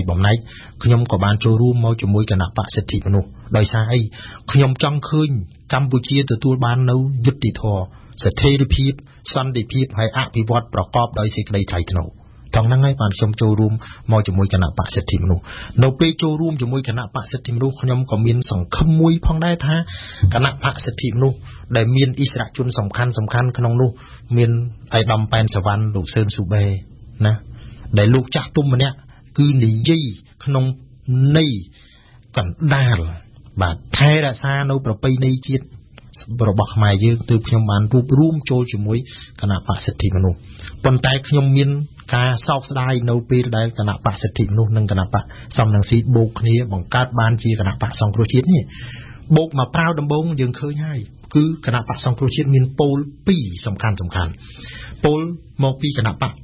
សិទ្ធិមនុស្សនិងពលមកពីគណៈបកសំរងស៊ីរួមទាំងពលផ្សេងទៀតដែលជាមន្ត្រីឬនិន្នាការនយោបាយផ្សេងដែលមកបូករួមចូលរួមជាមួយគ្នាហើយគណៈបកសង្គ្រោះជាតិបានលើកពាក្យស្លោកមួយថាមិនយកខ្មែរណាធ្វើជាសត្រូវផ្ទុយហើយខុសហើយពាក្យថាមិនយកខ្មែរណាធ្វើជាសត្រូវក៏ប៉ុន្តែគ្រាន់តែពល2រវាងគណៈបកសិទ្ធិមនុស្សនិងគណៈបកសំរងស៊ីនិយាយនឹងមិនត្រូវគ្នាផងបែងគ្នាជានិច្ចកាលជាក់ស្ដែងរូបខ្ញុំរងគ្រោះមកពីគណៈបកសិទ្ធិមនុស្សមកបូករួមបង្កើតជាមួយគណៈបកសំរងស៊ីគឺត្រូវបានរងគ្រោះខាងសិទ្ធិមនុស្សបាទប៉ុន្តែលោកអុកស៊ុយបើតាមការកត់សម្គាល់ទៅឃើញថាលោកបើទោះបីជាពេលនេះលោកបានចាក់ចេញពីគណៈបកសម្បុកឃ្មុំហើយចាក់ចេញពីគណៈបកសង្គ្រោះជាតិពីដើមឡើយនោះប៉ុន្តែលោកនៅតែបន្តវិប្រហារទៅលើគណៈបកសង្គ្រោះជាតិតែមិនហាក់បីដូចជាមិនរិះគន់ទៅលើគណៈបកសម្បុកឃ្មុំដែលលោកទើបតែចាក់ចេញនៅពេលនេះទេមូលហេតុដែលខ្ញុំបន្តការរិះគន់ដល់គណៈបកសង្គ្រោះជាតិព្រោះគណៈបកសង្គ្រោះជាតិគឺជាជាតិរបស់ខ្ញុំដែរកាលនោះខ្ញុំក៏បានរួមចំណែកធ្វើពលិកម្មតវ៉ាតស៊ូមតិយ៉ាងស្វិតស្វាញពលិកម្មដោយឥតស្ដាយសំណោះថាជាជាតិរបស់យើងគោលនយោបាយគណៈបកសង្គ្រោះជាតិក៏ដូចជាលក្ខន្តិកៈបទបញ្ជាផ្ទៃក្នុងគណៈបកសង្គ្រោះជាតិខ្ញុំអុកស៊ុយប្រជុំគណៈកម្មាធិការនយោបាយម្ដងថាសូមឲ្យកែជាបន្ទាន់នៅចរិតដឹកនាំបែបបទដឹកនាំរបៀបបពុនិយមគ្រួសារនិយមរបៀបពុករលួយតាំងពីការងារពុករលួយតាំងពីចំណាត់ការទូទៅនេះគឺខ្ញុំសំណូមពរឲ្យកែជាបន្ទាន់ពីព្រោះគណៈបកសង្គ្រោះជាតិនេះមានគោលនយោបាយគួរថាដឹកនាំនាវាកម្ពុជាធ្វើដំណើរទៅរកសុខសន្តិភាពបានក៏ប៉ុន្តែមានតែគោលនយោបាយតែអាអ្នកដឹកនាំនោះវាប្រព្រឹត្តអំពើផ្ដាច់ការវាប្រព្រឹត្តអំពើបពុនិយមគ្រួសារនិយមជាដដែលត្រង់នឹងហើយបានជាខ្ញុំនៅតែបកស្រាយជូនដល់សាធារណជនថាគណៈបកសង្គ្រោះជាតិបានធ្វើអំពើខុសឆ្គងមកលើជាតិច្រើនណាជាពិសេសដូចសម័យបាតកម្មយើងឃើញហើយណានាំគេមកបាតកម្មស្លាប់រស់សង្គ្រោះជាតិធ្វើអំពើអ្វីដែលមិនល្អនឹងជាងរដ្ឋាភិបាលបច្ចុប្បន្នទៀតមែនទេបើយើងគិតមែនទែនថាខ្លាំងក្លាណានាំគេមកបាតកម្មណាគេឡើងដល់1លាននាក់យើងថាស្វែងរកការពិតអស់លោកខាងវិទ្យុបារាំងបានដឹងនេះតើសង្គ្រោះជាតិបានទាមទាររាប់ស្លឹកឆ្នោតឡើងវិញទេអត់ទេណាអត់បានទេស្វែងរកការពិត រាប់ស្លឹកឆ្នោតឡើងវិញក៏អត់បានកុំថាឡើយតែរាប់សូម្បីតែបង្កើតគណៈកម្មាធិការមួយដើម្បីស្វែងរកការពិតធ្លាប់ឮទេអត់មានសោះឡើយណែមិនឥឡូវថាអញ្ចឹងក៏អញ្ចឹងចុះដល់ពេលចូលសភាគេសួរថាជំរាបប្រាប់នរណាខ្លះមេដឹកនាំសង្គ្រោះជាតិផទៀតថាខ្លួនបានសួរប្រជាពលរដ្ឋហើយបានខ្លួនចូលសភានេះជាអំពើបោកប្រាស់មួយធ្ងន់ធ្ងរណាស់បាទបណ្ដាចំណាក់ដៃលោកអុកស៊ុយតើលោករំពឹងថាគណៈបកថ្មីរបស់លោកនេះនឹងសង្ឃឹមថាទទួលបានការគ្រប់គ្រងពីប្រជាពលរដ្ឋខ្មែរនឹងទំហំប៉ុណ្ណាដែរគណៈបកខ្មែរដើម្បីខ្មែរនឹងមានយុទ្ធសាស្ត្រនឹងគោលដៅប្រកបវិជ្ជាណាគឺនឹងទាមទារខិតខំធ្វើយ៉ាងណាឲ្យសកម្មភាពនយោបាយរបស់គណៈបកខ្មែរដើម្បីខ្មែរឲ្យទទួលបានអាសនៈយ៉ាងហោចណាស់50+1បាទអរគុណលោកអុកស៊ុយដែលសារយើងអស់ពេលហើយខ្ញុំសូមអរគុណលោកដែលបានយល់ព្រមផ្ដល់បទសម្ភាសន៍នៅក្នុងនាមជាប្រចាំថ្ងៃរបស់យើងនៅរាត្រីនេះខ្ញុំសូមបញ្ជាក់លោកនាងស្ដាប់ថាលោកអុកស៊ុយគឺជាអតីតអគ្គលេខាធិការគណៈបកសមុខឃុំសង្គមប្រជាធិបតេយ្យនិងជាបច្ចុប្បន្នជាប្រធានគណៈបកខ្មែរដើម្បីខ្មែរដែលទើបតែប្រកាសបង្កើតជាផ្លូវការនៅថ្ងៃនេះខ្ញុំសូមអរគុណសូមជម្រាបលាលោកបាទសូមអរគុណសូមជម្រាបលាលោកសំណប់បទយកកាបច្ចុប្បន្នអ្នកចម្រៀងចំនួនក្រោយតែបានគេសង្កេតឃើញថាមានសមត្ថភាពមានចំណេះដឹងខ្ពស់អ្នកខ្លះថែមទាំងអាចនិពន្ធទំនុកច្រៀងនិងទំនុកភ្លេងខ្លួនឯងបានទៀតផងមកម៉ាណិតគឺជាអ្នកចម្រៀងម្នាក់ទៀតដែលមានសមត្ថភាពនិពន្ធទំនុកច្រៀងនិងទំនុកភ្លេងដោយខ្លួនឯងលើពីនេះម៉ាណិតថែមទាំងមានសមត្ថភាពនិងទេពកោសល្យនិពន្ធរឿងប្រឡំលោកបានថែមទៀតផងម៉ាណិតថាខ្លួននិពន្ធសៀវភៅដើម្បីរួមចំណែកជំរុញការអាននិងការតែងនិពន្ធនៅកម្ពុជានៅក្នុងនីតិបទយកការនៅថ្ងៃនេះអឹមរចនានឹងនាំលោកអ្នកទៅស្គាល់អាជីពជាអ្នកនិពន្ធរបស់លោកម៉ុងម៉ាណិតនិងប្រឡំលោករឿងបេសកកម្មមួយរបស់លោកសូមអញ្ជើញស្ដាប់ដូចតទៅ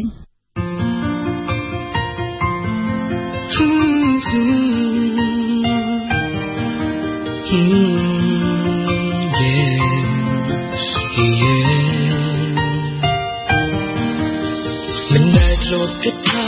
វាគឺជាស្នេហាចង់ចាប់ផ្ដើមធម្មតាជាមិត្តនឹងអូនខ្ញុំបាទឈ្មោះពិតឈ្មោះម៉ុងម៉ាណិតបាទដោយនៅក្នុងជាអាជីពតារាចម្រៀងប្រជាជនខ្មែរភាគច្រើនគាត់តែងតែស្គាល់ខ្ញុំតាមរយៈឈ្មោះថាម៉ាណិតកតុយនឹងទេបាទហើយឆ្នាំនេះខ្ញុំអាយុ21ឆ្នាំហើយខ្ញុំបាទប្រកបអាជីពជាតារាចម្រៀងអ្នកនិពន្ធបទភ្លេងនិងទំនុកច្រៀងនៅក្នុងក្រុមហ៊ុនហងមាសបាទលោកនៅតាបានលើហើយការណែនាំខ្លួនរបស់លោកម៉ុងម៉ាណិតដែលចាប់ពីពេលនេះតទៅនាងខ្ញុំសូមហៅលោកដោយខ្លីថាម៉ាណិតជាអ្នកនិពន្ធទំនុកភ្លេងជាអ្នកនិពន្ធទំនុកច្រៀងនិងជាតារាចម្រៀងប៉ុន្តែថ្ងៃនេះយើងមិនជជែកអំពីអាជីពទាំង3នេះទេយើងនឹងជជែកពីអាជីពទី4អាជីពជាអ្នកនិពន្ធប្រឡំលោករឿងបេសកកម្មមួយដែលម៉ាណិតបាននិពន្ធបោះពុម្ពនិងដាក់លក់កាលពីពេលថ្មីៗ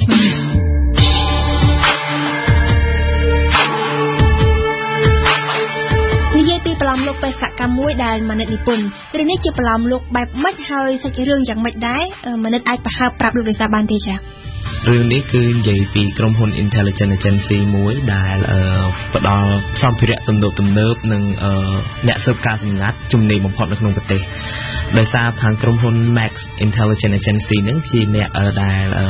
ធ្វើការជិតស្និទ្ធជាមួយខាងក្រមរាជរដ្ឋាភិបាលអញ្ចឹងទៅរាជរដ្ឋាភិបាលផ្ដល់ដំណឹងថាឥឡូវហ្នឹងនៅក្នុងប្រទេសមានអ្នកបង្កើតនិងផលិតអាវុធនុយក្លេអ៊ែរទ្រង់ទ្រាយធំមួយដែលកំពុងតែចរចាត្រូវថ្លៃគ្នាជាមួយនឹងក្រុមភេរវករដែលចង់បំផ្ទុះទីក្រុងដោយសារគេអត់អាចរកតម្រុយពីកន្លែងដែល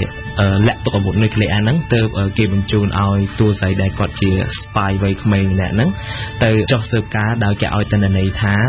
បុរសដែលគាត់ជាអ្នកជួញដូរហ្នឹងឈ្មោះឆាមដោយសារតែគាត់មានទ្រព្យសម្បត្តិច្រើនពួកគាត់ទៅជាបង្កើតនៅអាវុធនុយក្លេអ៊ែរលោកអ្នកស្ដាប់ដំណើររឿងនៅក្នុងប្រឡំលោកបេសកកម្មមួយរបស់ម៉ាណិតមិនមែនកើតឡើងនៅស្រុកខ្មែរទេហើយក៏មិនបានយកទីតាំងកន្លែងណាមួយមកធ្វើជាទីតាំងដំណើររឿងដែរ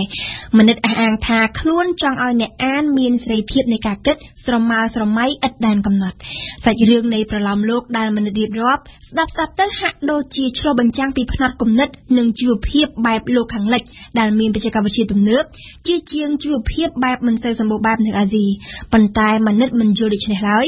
តារាចម្រៀងដែលបន្ថែមអាជីពជាអ្នកនិពន្ធប្រឡំលោករូបនេះយល់ថាវាជាការគិតទាន់សម័យកាល ក៏ពិតយើងអត់អាចនិយាយថាមកថាជាអត្តពលរបស់បរទេសទាំងស្រុងទេយើងត្រូវរស់នៅទៅតាមសម័យកាលដូច្នេះសម័យកាលបច្ចុប្បន្នវាបែបនេះសម័យកាលអនាគតខ្ញុំជឿថាវានឹងប្រែប្រួលអញ្ចឹងការនិពន្ធការសរសេរគ្រប់បែបបទគឺប្រែប្រួលទៅតាមសម័យកាលឧទាហរណ៍ដូចជារឿងរាមកេរ្តិ៍អញ្ចឹងរឿងរាមកេរ្តិ៍ដែលបែបជាល្ខោនខោនហ្នឹងគឺមកដល់បច្ចុប្បន្នគ្មានឯកសារណាមួយដែលបញ្ជាក់ឲ្យច្បាស់ថារឿងរាមកេរ្តិ៍ហ្នឹងបែបណាថាច្បាប់ដើមបែបណាគឺអ្នកនិពន្ធចងក្រងខុសគ្នាដោយសារវិវត្តទៅតាមសម័យកាលនេះគេគោរពព្រហ្មញ្ញសាសនាគេសរសេរបែបផ្សេងសម័យកាលនេះគេគោរពព្រះពុទ្ធគេនឹងវិវត្តទៅបែបផ្សេងដោយសារទៅតាមសម័យកាលគឺសាច់រឿងផ្លាស់ប្ដូរទាំងអស់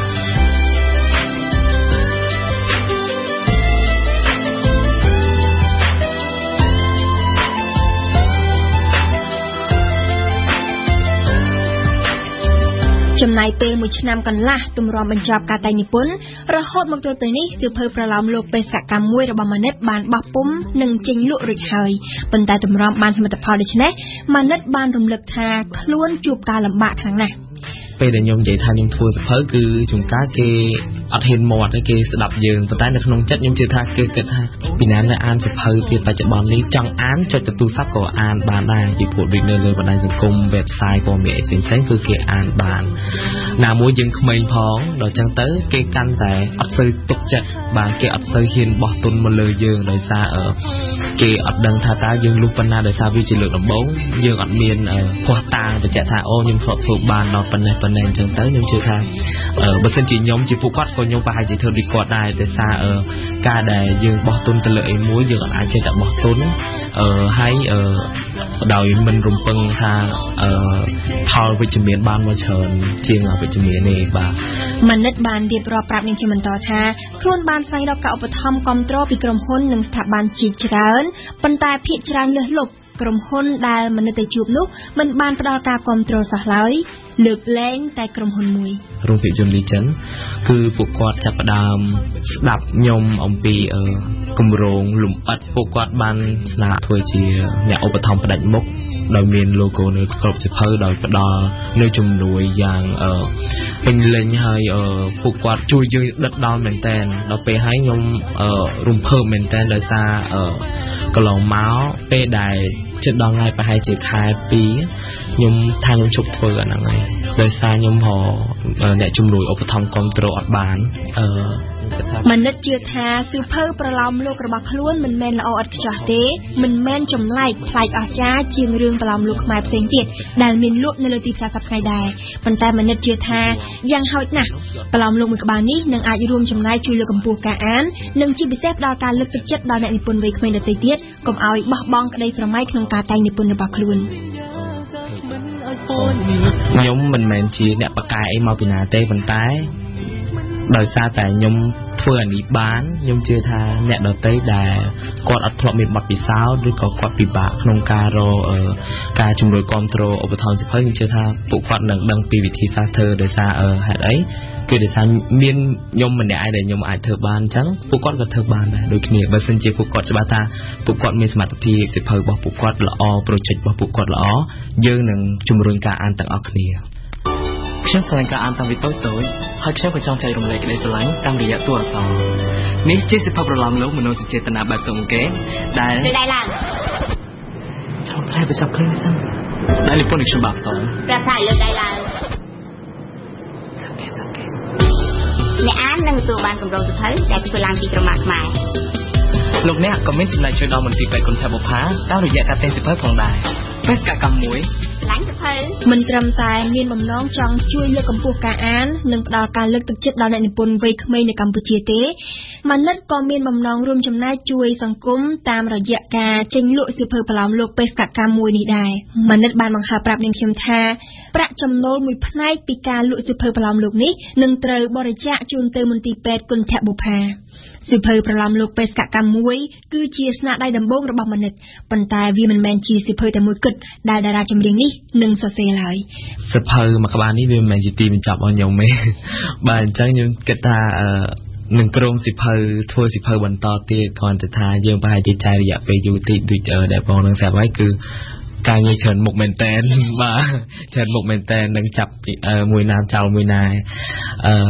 ដោយសារមួយទៀតគឺសិភៅនេះវាជាក្តីស្រមៃរបស់ខ្ញុំនិងជារបស់មួយដែលខ្ញុំនឹងផ្ដល់ទៅឲ្យមនុស្សគ្រប់គ្នាអញ្ចឹង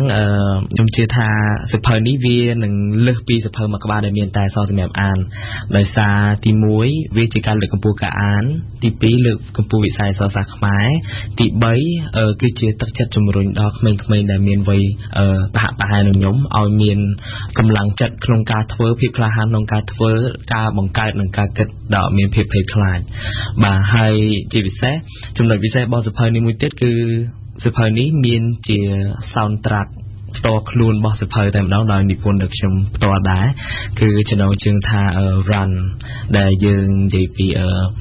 ភាពច្បុកច្បល់ក្នុងចិត្តរបស់មនុស្សម្នាក់ដែលគាត់អាចបែងចែកថាមួយណាជាការពិតមួយណាជាការមិនពិតបាទ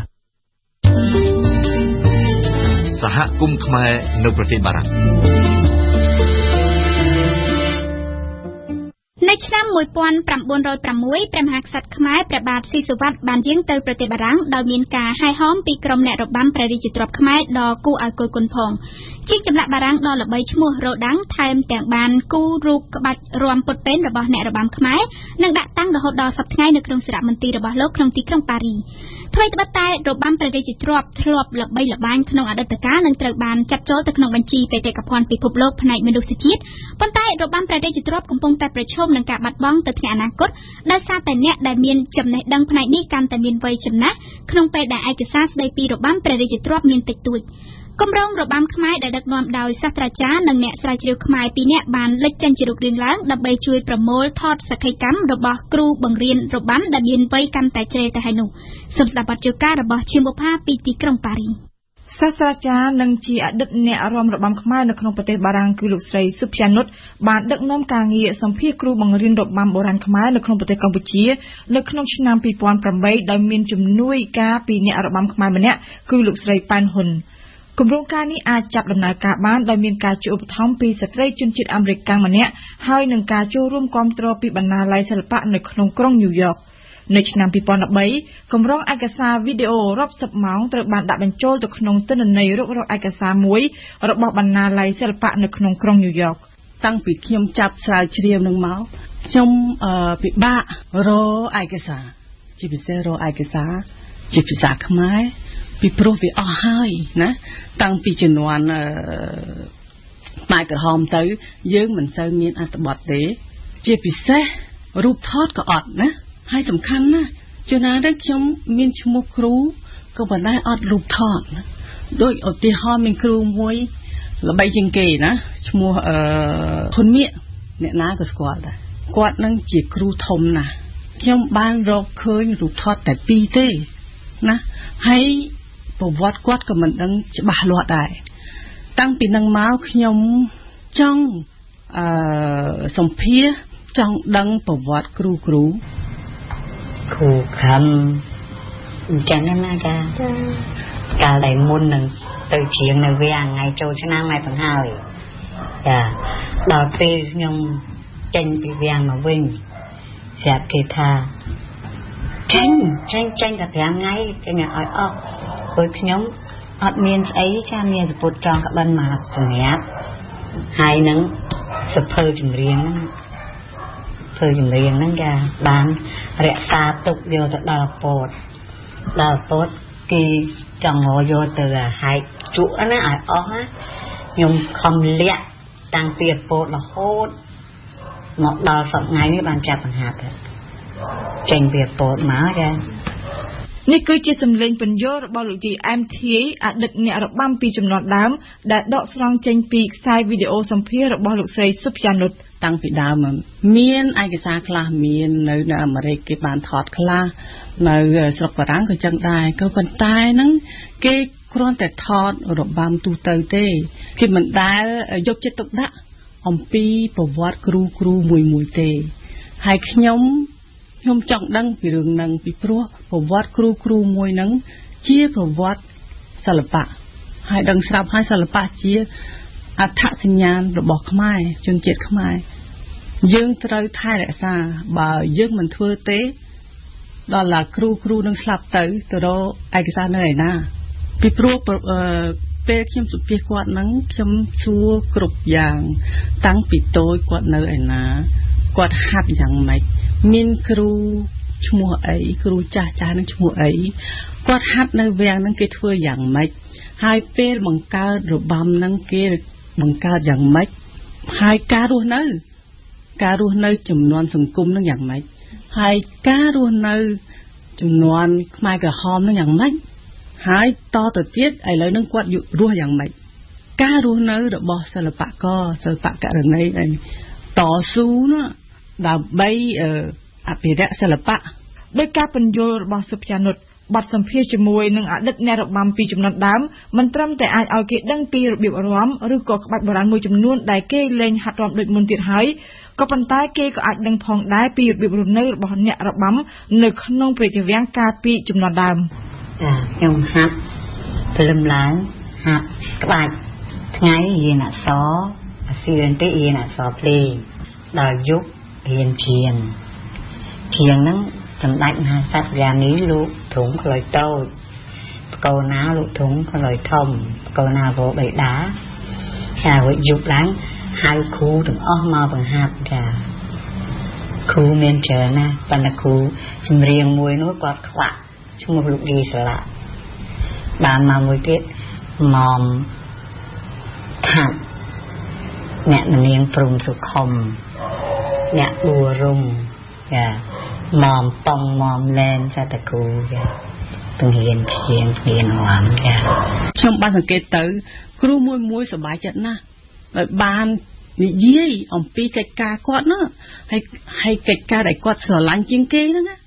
គឺរបាំរបស់គាត់គឺភ្លេងរបស់គាត់ដូច្នេះហើយទុកឲ្យគាត់និយាយឧទាហរណ៍អ្នកគ្រូឈោពេលគាត់រៀនរបាំព្រះសង្ឃគាត់ត្រូវរៀនកវីតបងយើងឥឡូវហ្នឹងគ្មានអ្នកណាចេះទេក្រៅពីគាត់ដូច្នេះហើយគាត់នឹងបញ្យល់ថាពេលណាគាត់រៀនកវីតបងរៀនយ៉ាងម៉េចហើយខ្ញុំឲ្យគាត់នឹងធ្វើខ្ញុំបានថតរបាំនឹងដូចជាអុកម៉ារឿងដូចអុកម៉ាការរស់នៅក្នុងវាំងអ្នកគ្រូធាយគាត់ជាអ្នកច្រៀងក៏ប៉ុន្តែគាត់ក៏មានតួនាទីផ្សេងទៀតគឺគាត់ត្រូវហែមហាក្សត្រយានីណាកុសមនារីរដ្ឋដូចជាហើយខ្ញុំសួរពេលហ្នឹងគាត់ធ្វើអីខ្លះចំណាហ្នឹងគាត់ច្រៀងហែលោកទៅចំណាគាត់ហែលោកចាំបង្រើលោកឬក៏ទទួលភ្ញៀវឬក៏ស្អីចឹងសកវាគេជាជប់យកទៅភ្លឺ3ថ្ងៃហ្នឹងចាជាងដំបងឡើងយើងជាងហែសិនហែប្រកាករណាព្រះរាជាគុំតតនាវាងល្អឆាតណាឆាយងើយនេះបានអ្នកច្រៀងលោកគ្រូគេទទួលណាហេល្អឆាតណាឆាយអាយុកាន់តែជ្រេរបស់អ្នករបាំដែលមានជំនាញគឺជាហេតុផលមួយដែលគេត្រូវតែប្រញាប់រស់រាន់កសាងឯកសារមួយលោកអ្នកស្ដាប់ជាទីមេត្រីការផ្សាយកម្មវិធីព័ត៌មានរយៈពេល1ម៉ោងរបស់វិទ្យុបារាំងអន្តរជាតិ AFE នៅរាត្រីនេះបានឈានដល់ទីបញ្ចប់ហើយយើងខ្ញុំសូមថ្លែងអរគុណចំពោះការតាមដានស្ដាប់របស់លោកស្រីនាងកញ្ញាហើយក៏សូមអរគុណដល់វិសាលដែលបានជួយសម្របសម្រួលផ្នែកបច្ចេកទេសនាគណៈពេលនេះនាងខ្ញុំសួងសុភារីរួមនឹងសហការីទាំងអស់របស់វិទ្យុបារាំងអន្តរជាតិ AFE សូមអរគុណនិងសូមជម្រាបលាការអន្តរជាតិប្រចាំថ្ងៃនៅរាត្រីនេះយើងសូមបន្តតាមដានអំពីប្រតិបត្តិការបង្ក្រាបបណ្ដាញភេរវកម្មនៅអឺរ៉ុបក្រោយហេតុការណ៍ភេរវកម្មបំផ្ទុះគ្រាប់បែកនៅទីក្រុង Brussels កាលពីថ្ងៃទី22មិនិនាហើយយើងមានបទអន្តរាគមន៍ពីមុំពិសីសួស្ដីពិសីបាទសួស្ដីភារីចាប់ពិសីគឺថាកាលពីយប់ថ្ងៃទី24មិនិនាម្សិលមិញក្រុមកម្លាំងពិសេសប្រឆាំងភេរវកម្មរបស់បារាំងបានចេញប្រតិបត្តិការចាប់បានមនុស្សម្នាក់នៅទីក្រុងប៉ារីតាមការស្មានជននេះគឺមានតួនាទីសំខាន់ណាស់នៅក្នុងបណ្ដាញភេរវកម្មអ៊ីស្លាមនៅអឺរ៉ុបអញ្ចឹងតើមនុស្សនេះជាអ្នកណាហើយមានតួនាទីអីឲ្យប្រកបទៅពិសី បាទភារីជាការពិតកាលពីយប់ថ្ងៃទី24មីនាម្សិលមិញនេះនគរបាលប្រឆាំងភេរវកម្មបារាំងបានចោះចាប់មនុស្សម្នាក់នៅសង្កាត់អារយ៉ង់តើយភាគខាងជើងក្រុងប៉ារីនេះជាប្រតិបត្តិការដោយស្ងាត់បំផុតទាល់តែរួចរាល់អស់ហើយទើបបានខាងក្រុមនាយកព័ត៌មាននឹងបានដឹងជនដែលគេចាប់បាននោះគឺមានឈ្មោះថារ៉េដាគ្រីកេអាយុ34ឆ្នាំជនជាតិបារាំងតាមការរាយការណ៍ជាបឋមគឺជននេះជាមេខ្លោងម្នាក់ដ៏សំខាន់នៅក្នុងក្រុមភេរវកម្មដែលបានធ្វើសកម្មភាពដ៏សាហាវនៅក្រុងប៉ារីកាលពីថ្ងៃទី13វិច្ឆិកានគរបាលទើបបានប្រាប់ឲ្យដឹងដែរថាកាលពីខែកក្កដាឆ្នាំ2015ជនឈ្មោះរ៉េដាគ្រីកេនេះត្រូវបានតុលាការប៊ែលហ្សិកធ្លាប់បានកាត់ទោសដោយកំបាំងមុខជាមួយនឹងជនឈ្មោះអាប់ដេលហាមីតអាបោតដែលជាមេរៀបចំភេរវកម្មនៅថ្ងៃទី13វិច្ឆិកាដែរហើយដែលត្រូវនគរបាលបារាំងបាញ់សម្លាប់5ថ្ងៃក្រោយមកកាលនោះតុលាការប៊ែលហ្សិកបានកាត់ទោសមនុស្សចំនួន28នាក់ពីបទជាប់ពាក់ព័ន្ធនឹងបណ្ដាញបញ្ជូនមនុស្សឲ្យទៅបម្រើក្រុមជីហាតអង្គការរដ្ឋអ៊ីស្លាមនៅសេរីយោងតាមការស៊ើបអង្កេតកន្លងមករបស់អាជ្ញាធរបែលហ្សិកនិងបារាំងគឺជនឈ្មោះរ៉េដាគ្រីកេនេះមានតួនាទីជាអ្នកចែកចាយលុយនៅក្នុងបណ្ដាញភេរវកម្មអ៊ីស្លាមនេះហើយបើតាមការផ្សាយរបស់ទូរទស្សន៍បារាំងមួយបានឲ្យដឹងថាជនសាឡាអាប់ដេស្លាមដែលគេចាប់ខ្លួនបានកាលពីថ្ងៃទី18វិនាមុននេះនៅក្រុងប្រ៊ុយសែលហ្នឹងបាននិយាយប្រាប់អ្នកសួរចម្លើយថាគឺជនរ៉េដាគ្រីកេនេះហើយដែលជាអ្នកទទួលខុសត្រូវធំក្នុងការចាត់ចែងរៀបចំភេរវកម្មនៅក្រុងប៉ារីថ្ងៃទី13វិច្ឆិកាចឹងការចាប់ខ្លួនកាលពីយប់មិញគឺជាលទ្ធផលតាមដានយ៉ាងសម្ងាត់របស់នគរបាលបារាំងអស់រយៈពេលជាច្រើនសប្តាហ៍មកហើយត្រូវបានរដ្ឋមន្ត្រីក្រសួងមហាផ្ទៃបារាំងប្រកាសថាជាជោគជ័យដ៏ធំក្នុងការបង្ក្រាបបណ្ដាញភេរវកម្មអ៊ីស្លាមនេះព្រោះមិនត្រឹមតែជននេះជាមនុស្សសំខាន់ក្នុងបណ្ដាញភេរវកម្មទេតែគឺជននេះកំពុងតែរៀបគម្រោងភេរវកម្មថ្មីបន្ថែមទៀតដោយសារតែគេបានរឹបអូសនៅផ្ទះលាក់ខ្លួនរបស់ជននេះនៅអាវុធនិងសម្ភារៈជាច្រើនដែលនឹងត្រូវប្រើប្រាស់ក្នុងការផលិតគ្រាប់បែកភេរីពិសេសយើងត្រឡប់ទៅនិយាយអំពីភេរវកម្មនៅព្រុចសែលវិញតើដំណើរការស៊ើបអង្កេតបានផ្ដល់លទ្ធផលយ៉ាងណាហើយតើគេអាចសន្និដ្ឋានបានទេថាភេរវកម្មនៅក្រុងប៉ារីនិងភេរវកម្មនៅក្រុងព្រុចសែលនឹងវាមានពាក់ព័ន្ធនឹងគ្នាបាទចំពោះដំណើរការស៊ើបអង្កេតជុំវិញភេរវកម្មនៅប្រ៊ុយសែលគឺខាងនគរបាលបែលហ្សិកបានដឹងតម្រុយច្បាស់ហើយពីអត្តសញ្ញាណរបស់មនុស្ស3នាក់ដែលបានដាក់គ្រាប់បែកអត្តឃាត2នាក់នៅពលានយន្តហោះមានឈ្មោះអ៊ីប្រាហ៊ីមអេលបាក្រាវីនិងណាជីមឡាស្ខាវីហើយម្នាក់ទៀតនៅក្នុងរថភ្លើងក្រោមដីនោះឈ្មោះខាលីតអេលបាក្រាវីនៅពេលនេះគេកំពុងតែតាមដានស្វែងរកចាប់ខ្លួនមនុស្សម្នាក់ទៀតដែលគេថតរូបបាននៅពលានយន្តហោះដែលដើរក្បែរនឹងមនុស្ស2នាក់ទៀតដែលស្លាប់នោះជនទី3នេះគឺគេមិនទាន់ស្គាល់អត្តសញ្ញាណនោះទេចំណែកជនម្នាក់ទៀតដែលនៅជាមួយនឹងជនខាលីតអេលបាក្រាវីនៅក្នុងរថភ្លើងក្រោមដីត្រូវបាននគរបាលបែលហ្សិកចាប់បានហើយនៅព្រឹកថ្ងៃទី25នេះបើយោងតាមការផ្សាយរបស់សារព័ត៌មានបែលហ្សិកមួយចំនួនខាងនគរបាលនៅមិនទាន់ធ្វើការអះអាងជាផ្លូវការទេអ្វីដែលជារឿងផ្លូវការគឺចាប់ពីថ្ងៃកើតហេតុនៅថ្ងៃទី22មីនារហូតមកដល់ថ្ងៃនេះគឺនគរបាលបែលហ្សិកបានចាប់បានមនុស្សចំនួន6នាក់និងម្នាក់ចុងក្រោយអាចជាមនុស្សទី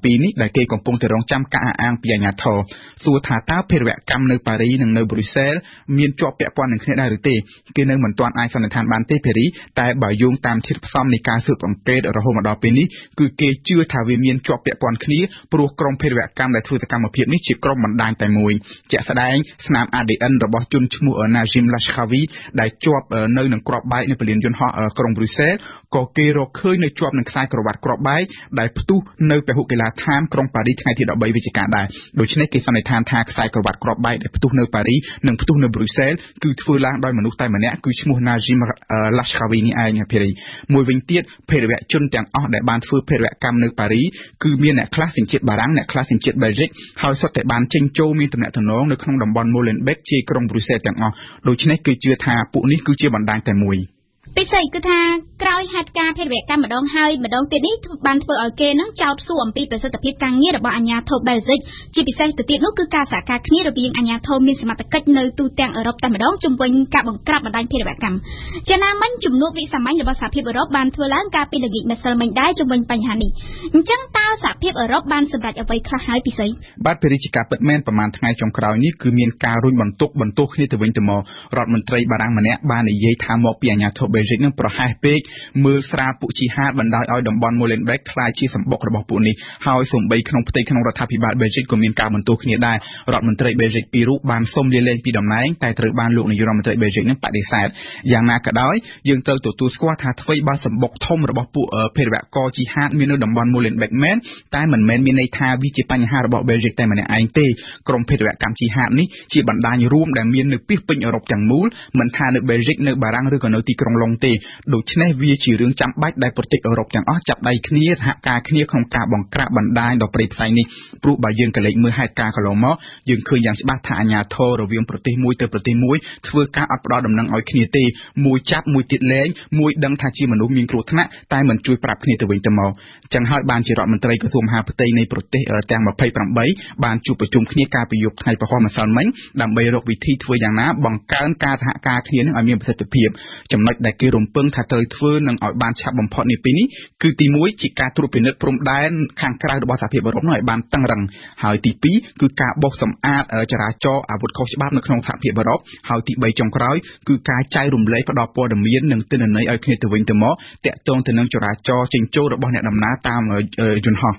ប៉ុន្តែឆ្លងកាត់ការប្រជុំគេមិនបានសម្រេចថាត្រូវមានវិធានការអ្វីឲ្យជាក់លាក់ទេអ្នកយកព័ត៌មានក៏ដូចជាមតិសាធារណៈមានការខកចិត្តជាខ្លាំងព្រោះថាដល់ដំណាក់កាលនេះហើយសហភាពអឺរ៉ុបមិនត្រូវអូសជើងស្ពឹកស្រពន់ទៀតទេភារីបណ្ដាញភេរវកម្មអ៊ីស្លាមនេះមាននៅពីពេញអឺរ៉ុបហើយពួកវាអាចធ្វើប្រតិបត្តិការថ្មីទៀតបានគ្រប់ពេលវេលាទាំងអស់សូមអរគុណពិសេសសម្រាប់បទអន្តរាគមន៍នៅរាត្រីនេះភ្ញៀវប្រចាំថ្ងៃភ្ញៀវប្រចាំថ្ងៃរបស់វិទ្យុបារាំងអន្តរជាតិ RFE នៅថ្ងៃនេះគឺលោកអុកស៊ុយប្រធានគណៈបកខ្មែរដើម្បីខ្មែរលោកអុកស៊ុយដែលទៅតែបានដើរចេញពីតួនាទីជាអគ្គលេខាធិការគណៈបកសម្បុកឃ្មុំសង្គមប្រជាធិបតេយ្យបានប្រកាសនៅថ្ងៃនេះពីការបង្កើតគណៈបកថ្មីរបស់លោកដែលមានឈ្មោះថាគណៈបកខ្មែរដើម្បីខ្មែរលោកអុកស៊ុយដែលជាអតីតសមាជិកគណៈបកសង្គ្រោះជាតិផងនោះបានបញ្ជាក់ពីមូលហេតុដែលលោកបង្កើតគណៈបកថ្មីនេះថាគឺដើម្បីជួយប្រជាពលរដ្ឋខ្មែរដែលត្រូវបានអ្នកនយោបាយបោកប្រាស់នាពេលកន្លងមកសូមលោកអ្នកនាងស្ដាប់បទសម្ភាសន៍រវាងវ៉ាសំណប់ជាមួយនឹងលោកអុកស៊ុយដូចតទៅលោកអុកស៊ុយខ្ញុំជម្រាបសួរបាទសូមជម្រាបសួរបាទលោកសំណប់បាទខ្ញុំសូមអរគុណលោកយ៉ាងជ្រាលជ្រៅដែលបានអញ្ជើញមកដល់បន្ទប់ផ្សាយរបស់វិទ្យុបារាំងអន្តរជាតិ AFE ដើម្បីផ្ដល់បទសម្ភាសន៍នៅរាត្រីនេះលោកអុកស៊ុយដោយសារតែនៅរុស្ស៊ីថ្ងៃនេះតែម្ដងលោកបានធ្វើសន្និសីទកសែតមួយនៅឯសន្តាគារ Himawari ក្នុងទីក្រុងភ្នំពេញដើម្បីប្រកាសបើកគណៈបកថ្មីមួយដែលគេដឹងថាគឺជាគណៈបកខ្មែរដើម្បីខ្មែរតែប៉ុន្តែលោកទើបតែបានចាក់ចេញពីគណៈបកសង្គ្រោះជាតិរបស់លោកសំរងស៊ីកាលពីថ្ងៃទី3ខែធ្នូឆ្នាំ2015ហើយទើបតែបានចូលរួមជាមួយនឹងគណៈបកសម្បុកឃ្មុំសង្គមប្រជាធិបតេយ្យរបស់លោកមុំស្នងដូនឹងហើយទើបតែបាន3ខែតែប៉ុណ្ណោះហើយឥឡូវនេះលោកបានចេញមកបង្កើតគណៈបកថ្មីមួយគឺគណៈបកខ្មែរដើម្បីខ្មែរនេះតែម្ដងមូលហេតុអ្វីបានជាលោកចេញមកបង្កើតគណៈបកថ្មីហើយចាក់ចេញពីគណៈបកសម្បុកឃ្មុំសង្គមប្រជាធិបតេយ្យដែលលោកមានតួនាទីជាអគ្គលេខាធិការនៅពេលនេះបាទមូលហេតុដែលខ្ញុំអុកស៊ុយដើរចេញពីអគ្គលេខាធិការគណៈបកសម្បុកឃ្មុំសង្គមប្រជាធិបតេយ្យក៏ដូចជាដើរចេញពីគណៈបកសម្បុកឃ្មុំសង្គមប្រជាធិបតេយ្យមកបង្កើតគណៈបកខ្មែរដើម្បីខ្មែរនេះគឺមកពីមេដឹកនាំគណៈបកសម្បុកឃ្មុំសង្គមប្រជាធិបតេយ្យគាត់ដឹកនាំរបៀបផ្ដាច់ការគាត់ដឹកនាំមិនមែនរបៀបជាអ្នកដឹកនាំគណៈបករបៀបអ្នកដឹកនាំក្រុមហ៊ុនបាទហើយសំខាន់ជាងនេះទៅទៀតដែលខ្ញុំទ្រាំនៅធ្វើជាអគ្គលេខាធិការគណៈបកសម្បុកឃ្មុំសង្គមប្រជាធិបតេយ្យពុំបាននោះគឺមានមូលហេតុធ្វើឲ្យយើងខ្ញុំខ្មាស់អៀនណាប្រធានគណៈបកណាដែលតែងតាំងគេថ្ងៃ1ហើយមកដកគេថ្ងៃ10គេពុំទាន់បាននឹងអនុវត្តផងប្រធានគណៈបកឯណាដែលដឹកនាំគណៈបកឲ្យអគ្គលេខាធិការបកទៅស្ដាប់អគ្គនាយកដ្ឋានតំណែងតំណងសាធារណៈយើងមុននឹងធ្វើអីតលសួរអគ្គនាយកដ្ឋានតំណែងតំណងសាធារណៈដូច្នេះពុំមានគណៈបកណាមួយដែលតម្រូវឲ្យអគ្គលេខាធិការមុននឹងធ្វើអីទៅសុំអនុញ្ញាតពីប្រធានហើយប្រធាននឹងមិនយល់ព្រមទៀតតលតែសុំពីអគ្គនាយកតំណែងតំណងសាធារណៈទើបធ្វើកិច្ចការនឹងបានបាទនេះមានន័យថាបញ្ហាផ្ទៃក្នុងរបស់គណៈបកសម្បុកឃ្មុំទើបតែធ្វើឲ្យលោកចាក់ចេញនៅពេលនេះបាទកុំថាឡើយដល់នៅយូរឲ្យឃើញកំហុសឆ្គងច្រើនខ្ញុំអត់នៅយូរទេខ្ញុំឃើញតែរបៀបដឹកនាំខុសឆ្គងពីការដឹកនាំគណៈបកដតីខ្ញុំអត់នៅសន្សំកម្មតទៅទៀតទេខ្ញុំនឹងដើរចេញហើយតែយ៉ាងណាក៏ដោយតើលោកមិនបារម្ភចំពោះពាក្យនិន្ទារបស់ខ្មែរយើងតែងតែលើកឡើងថាព្រោះថាលោកបានចែកចេញពីគណៈបកមួយទៅគណៈបកមួយនោះតើលោកមិនបារម្ភពីការនិន្ទារបស់ខ្មែរថាលើកកញ្ជើដើរទេបាទខ្ញុំអត់បារម្ភទេបើសិនជាយើងមិនចេះធ្វើការផ្លាស់ប្ដូរយើងមិនមែនមនុស្សទេបើយើងដឹងខុសហើយយើងនៅតែជំនុញក្បាលទៅធ្វើជាមួយយើងមិនមែនជាអ្នកនយោបាយទេអ្នកនយោបាយហ៊ានតទល់នឹងសភាពការជាក់ស្ដែងបើឃើញតែដឹកនាំខុសហើយយើងនៅតែប្រព្រឹត្តខុសឈ្ងោកមុខផ្កាប់មុខដោយមេដឹកនាំសង្គ្រោះជាតិដែលដឹកនាំបកសពថ្ងៃ យើងដឹងថាចរន្តគណៈបកនយោបាយរបស់ខ្លួនធ្លាក់ចុះហើយនៅតែកុហកប្រជាពលរដ្ឋទៀតយើងមិនមែនអ្នកនយោបាយទេខ្ញុំកុំថាឡើយចេញពីបកមួយមកបកមួយហើយប្រជារាស្ត្រថ្កោលទោសថៃចេញពីមួយទៅមួយដោយលើកកញ្ជើដើរចោះបើឃើញធ្វើខុសហើយយើងនៅតែធ្វើទៀតបានន័យថាយ៉ាងម៉េចបាទប៉ុន្តែយ៉ាងណាក៏ដោយតាមនេះគឺជាគណៈបកថ្មីដែលលោកបង្កើតនេះគឺជាគណៈបកចុងក្រោយរបស់លោកដែលលោកនឹងបត់ចំណាយពេលវេលារបស់លោកនៅក្នុងគណៈបកនេះរហូតហើយមិនចឹងបាទខ្ញុំនឹងចំណាយពេលវេលានឹងថែទាំសកម្មភាពគណៈបកនេះឲ្យមានការរីកដុះដាលហើយក៏ប៉ុន្តែខ្ញុំនឹងសង្ខេបបន្ថែមជូនទៀតគណៈបកសម្បុកឃុំសង្គមប្រជាធិបតេយ្យសប្តាហ៍ថ្ងៃនេះណាដែលមុននឹងខ្ញុំចេញក៏ដូចជាសប្តាហ៍ថ្ងៃនេះអត់មានតួអង្គធ្វើដើម្បីប្រជាជាតិទេប្រធានគណៈបកគាត់ធ្វើក្នុងនាមជារូបភាពទេប៉ុន្តែប្រធានគាត់មិនដែលយកពុបប្រសិទ្ធភារៈជាប្រធានដើម្បីដឹកនាំបកគាត់ស្ដាប់អ្នកមានលុយហើយខ្ញុំមិនថាទេអ្នកមានលុយធ្វើចោះឲ្យតែត្រូវប៉ុន្តែបើអ្នកមានលុយអូសទម្លាក់ឆន្ទៈប្រជាពលរដ្ឋទៅជន់ក្នុងភក់ក្នុងជ្រាំខ្ញុំស៊ូទ្រាំនៅធ្វើជាមួយមិនបានទេណាដូចជាក់ស្ដែងណាមុំអាសនីចេញទៅគណៈបកប្រជាជនកម្ពុជាប្រប៉ុណ្ណានៃហើយណាគាត់គម្រាមក្នុងគណៈបកសម្បុកឃុំសង្គមប្រជាធិបតេយ្យដល់គណៈអចិន្ត្រៃយ៍ទាំងអស់ថាបើអ្នកណាហ៊ាននិយាយមុំអាសនីគេនឹងដេញចេញពីសមាជិកគណៈបកត្រង់ហ្នឹងឯងក្នុងបើសិនជាចិត្តលោកនៅធ្វើបានទេគណៈបកមួយត្រូវមានដែនអធិបតេយ្យភាពពិតប្រាកដចាំយើងធ្វើចុះបើយើងធ្វើគណៈបកណាឲ្យគេក៏កោពេញផ្ទៃក្នុងហើយចេះតែដឹកនាំតែងតាំងគេថ្ងៃច័ន្ទដកថ្ងៃសុក្រតែងតាំងថ្ងៃសុក្រដកថ្ងៃពហុអាទិត្យក្រោយតែងតាំងថ្ងៃប្រហោះស្រាប់ទៅធ្វើភ្លេចតែងតាំងអានោះមកទៀតជាពិសេសណាបោះឆ្នោតជ្រើសរើសណាប្រធាននាយកដ្ឋានតំណាក់តំណងសាធារណៈគាត់បបួលគេលេងប្រជាធិបតេយ្យដល់តែបោះឆ្នោតវាអត់ជាប់ស្ត្រីដោយតែគាត់ស្រឡាញ់គាត់ស្រែកឡាក្នុងនឹងថាឯងជាប់ទៅបើសិនអញមិនអោយធ្វើអីអញនឹងដាក់គ្នាអញគៀបដកអានោះវិញចេញតលបានបាទប៉ុន្តែយ៉ាងណាក៏ដោយតើមានមន្ត្រីប៉ុន្មានអ្នកដែលបានចេញមកបង្កើតគណៈបកជាមួយលោកនៅពេលនេះពីសម្បុកឃុំពីសម្បុកឃុំមកទល់មកនេះមានសមាជិកគណៈកម្មាធិការអចិន្ត្រៃយ៍8រូបហើយគាត់ជាសមាជិកគណៈកម្មាធិការអចិន្ត្រៃយ៍ហើយមិនតែប៉ុណ្ណោះទៀតសោតក៏មានសមាជិកគណៈបកសង្គ្រោះជាតិបានបោះដៃមកមួយចំនួនធំហើយទៀតបាទនៅក្នុងសន្និសីទកាសែតនៅរសៀលថ្ងៃទី25ខែមីនានេះក្រៅពីការប្រកាសអំពីជាផ្លូវការនៃការបង្កើតគណៈបកនេះឡើងតើគណៈបកនេះមានគោលនយោបាយអ្វីខ្លះដើម្បី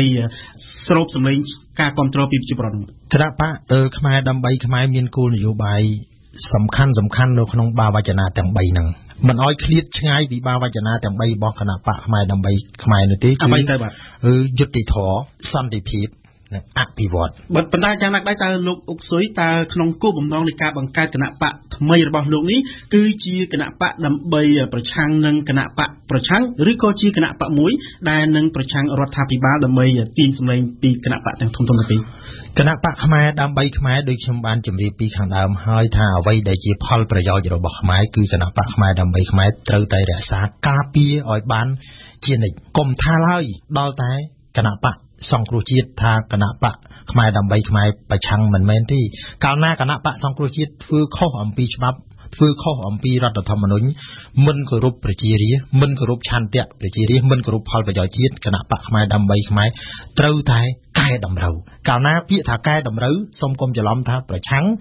ដាច់ក្បាលដាច់ទៅកែតម្រូវគឺធ្វើដើម្បីប្រយោជន៍ខ្មែរនិងខ្មែរបាទរីឯគណៈបកប្រជាជនកំពុងតែកាន់អំណាចទៅដោយបើលោកអនុវត្តច្បាប់ខុសគណៈបកខ្មែរដើម្បីខ្មែរធ្វើការតស៊ូមតិទាមទារកែតម្រូវឲ្យមកអនុវត្តច្បាប់ឲ្យបានត្រឹមត្រូវវិញដើម្បីអ្វីដើម្បីយកប្រយោជន៍ជូនប្រទេសជាតិយើងក៏ដូចជាពិសេសជូនប្រជាពលរដ្ឋយើងដែលជាម្ចាស់ឆ្នោតដែលជាម្ចាស់ប្រទេសពិតប្រាកដរបស់យើងលោកអុកស៊ុយបន្ទាប់ពីការប្រកាសជាផ្លូវការនៅថ្ងៃនេះតើគណៈបកនេះនឹងចុះបញ្ជីនៅក្រសួងមហាផ្ទៃនៅពេលណាហើយតើនឹងមានសមាជិកពីណាខ្លះដែលគ្រប់គ្រងគណៈបករបស់លោកនៅពេលនេះបាទគណៈបកខ្មែរដើម្បីខ្មែរនឹងចុះបញ្ជីជូនក្រសួងមហាផ្ទៃនៅក្រោយពេលសមាជហើយក្នុងខែមេសាកាលណាសមាជក្នុងខែមេសាហើយនឹងចុះបញ្ជីជាផ្លូវការបាទហើយសមាជិកអ្នកគ្រប់គ្រងវិញហើយចំពោះសមាជិកគ្រប់គ្រងគឺមានមកពីគ្រប់និន្នាការនយោបាយប្រកាសថាគណៈបកនេះដើម្បីត្រួតត្រងនៅដំណើរការរបស់ខ្លួនបានគឺចាំបាច់ត្រូវការមានទីស្នាក់ការច្បាស់លាស់ហើយនឹងមានប្រភពហិរញ្ញវត្ថុតើគណៈបកខ្មែរដើម្បីខ្មែរនេះនឹងមានប្រភពហិរញ្ញវត្ថុពីណាខ្លះដើម្បីត្រួតត្រងគណៈបករបស់លោកគណៈបកខ្មែរដើម្បីខ្មែរមានប្រភពហិរញ្ញវត្ថុ មកពីបងប្អូននៅឯនីសមុទ្របន្ទាប់បន្សំជាមួយនឹងមន្ត្រីរាជការនៅក្នុងប្រជាណាចក្រកម្ពុជាដែលលោកពុំចេញមុខហើយធ្លាប់ធ្វើសកម្មភាពរួមជំនន់នយោបាយជាមួយខ្ញុំបាទអុកស៊ុយជាពិសេសជាងនេះទៅទៀតប៉ុន្មានថ្ងៃនេះមុននឹងកកើតចេញជាគណៈបកខ្មែរដើម្បីខ្មែរគឺយើងខ្ញុំអនុវត្តទៅតាមស្មារតីទទួលខុសត្រូវខ្ពស់ពីប្រជារាស្ត្ររាប់លានអ្នកដែលលោកស្នើសុំថាសូមឲ្យលោកអុកស៊ុយបង្កើតគណៈបកនយោបាយលោកអាចបញ្ជាក់បាច់ទៅបានថាប្រជាប្រដ្ឋរាប់លានអ្នកដែលបានស្នើលោកបង្កើតគណៈបកជាតំណាងរបស់ខ្ញុំគ្រប់រាជធានីខេត្តដែលលោកទទួលព័ត៌មានបានហើយខ្ញុំមិនមែនគ្រាន់តែឮថាឲ្យបង្កើតភ្លាមទេក្រោយពីខ្ញុំបានចេញពីគណៈបកសម្បុកឃុំសង្គមប្រជាធិបតេយ្យក្នុងនាមជាអគ្គលេខាធិការបកមួយរូបគឺគាត់មើលឃើញច្បាស់ណាស់ថាហេតុអីបានអុកស៊ុយនៅក្នុងគណៈបកមួយមានមុខងារជាអគ្គលេខាធិការបកហើយលីលែងដោយគ្មានស្ដាយស្រណោះដោយគេដទៃទៀតដែលឮថាអគ្គលេខាធិការបកមួយហើយលីលែងចេញមកហើយបញ្ជាក់ប្រាប់ថាមិនមានបញ្ហាអីជាមួយប្រធានគណៈបកទេគឺមានតែមួយគត់ដោយសារប្រធានគណៈបកគាត់ដឹកនាំគណៈបកគ្មានឯករាជ្យភាពនៅក្នុងគណៈបកនេះជាមូលហេតុធំដែលលោកបានចាក់ចេញដែលខ្ញុំបានចាក់ចេញហើយខ្ញុំសូមបញ្ជាក់ជូនផងដែរថាខ្ញុំចេញពីគណៈបកហ៊ុនស៊ិនប៉ិចនៅពេលគណៈបកហ៊ុនស៊ិនប៉ិចអស់អាសនៈហើយកម្លាំងហ៊ុនស៊ិនប៉ិចក៏មានការបែកបាក់គ្នាជាបំណែកខ្ញុំក៏បានចូលរួមមកជាមួយគណៈបកសិទ្ធិមនុស្សដោយសារអីខ្ញុំចង់ឃើញកម្ពុជាទទួលបាននៅយុត្តិធម៌ស្ថិរភាពសន្តិភាពហើយអភិវឌ្ឍប្រកបដោយសេចក្តីថ្លៃថ្នូរទាំងហ្នឹងហើយបានខ្ញុំចូលរួមមកជាមួយគណៈបកសិទ្ធិមនុស្សនៅពេលចូលរួមជាមួយគណៈបកសិទ្ធិមនុស្សខ្ញុំក៏មានសង្ឃឹមមួយផងដែរថាគណៈបកសិទ្ធិមនុស្សដែលមានអិសរាជជនសំខាន់ក្នុងនោះមានឯកឧត្តមប៉ែនសវណ្ណលោកសឿនស៊ូបេណាដែលលោកចាស់ទុំម្នាក់គឺនិយាយក្នុងន័យកណ្ដាលបាទថែរក្សានៅប្រពៃណីជាតិរបស់ខ្មែរយើងទើបខ្ញុំបានរួបរួមចូលជាមួយគណៈបកសិទ្ធិមនុស្សប៉ុន្តែខ្ញុំមានការសោកស្ដាយនៅពេលដែលគណៈបកសិទ្ធិមនុស្សនិងគណៈបកសំរងស៊ីបូកគ្នាបង្កើតបានជាគណៈបកសង្គ្រោះជាតិនេះបូកមកប្រាវដំបងយើងឃើញហើយគឺគណៈបកសង្គ្រោះជាតិមានពូល2សំខាន់ពូលមកពីគណៈបកសិទ្ធិមនុស្សនិងពលមកពីគណៈបកសំរងស៊ីរួមទាំងពលផ្សេងទៀតដែលជាមន្ត្រីឬនិន្នាការនយោបាយផ្សេងដែលមកបុករួមចូលរួមជាមួយគ្នាហើយគណៈបកសង្គ្រោះជាតិបានលើកពាក្យស្លោកមួយថាមិនយកខ្មែរណាធ្វើជាសត្រូវផ្ទុយហើយខុសហើយពាក្យថាមិនយកខ្មែរណាធ្វើជាសត្រូវក៏ប៉ុន្តែគ្រាន់តែពល2រវាងគណៈបកសិទ្ធិមនុស្សនិងគណៈបកសំរងស៊ីនិយាយនឹងមិនត្រូវគ្នាផងបែងគ្នាជានិច្ចកាលជាក់ស្ដែងរូបខ្ញុំរងគ្រោះមកពីគណៈបកសិទ្ធិមនុស្សមកបូករួមបង្កើតជាមួយគណៈបកសំរងស៊ីគឺត្រូវបានរងគ្រោះខាងសិទ្ធិមនុស្សបាទប៉ុន្តែលោកអុកស៊ុយបើតាមការកត់សម្គាល់ទៅឃើញថាលោកបើទោះបីជាពេលនេះលោកបានចាក់ចេញពីគណៈបកសមុខឃុំហើយចាក់ចេញពីគណៈបកសង្គ្រោះជាតិពីដើមឡើយនោះប៉ុន្តែលោកនៅតែបន្តវិប្រហារទៅលើគណៈបកសង្គ្រោះជាតិតែមិនហាក់បីដូចជាមិនរិះគន់ទៅលើគណៈបកសមុខឃុំដែលលោកទើបតែចាក់ចេញនៅពេលនេះទេមូលហេតុដែលខ្ញុំបន្តការរិះគន់ដល់គណៈបកសង្គ្រោះជាតិព្រោះគណៈបកសង្គ្រោះជាតិគឺជាជាតិរបស់ខ្ញុំដែរកាលនោះខ្ញុំក៏បានរួមចំណែកធ្វើពលិកម្មតវ៉ាតស៊ូមតិយ៉ាងស្វិតស្វាញពលិកម្មដោយឥតស្ដាយសំណោះថាជាជាតិរបស់យើងគោលនយោបាយគណៈបកសង្គ្រោះជាតិក៏ដូចជាលក្ខន្តិកៈបទបញ្ជាផ្ទៃក្នុងគណៈបកសង្គ្រោះជាតិខ្ញុំអុកស៊ុយប្រជុំគណៈកម្មាធិការនយោបាយម្ដង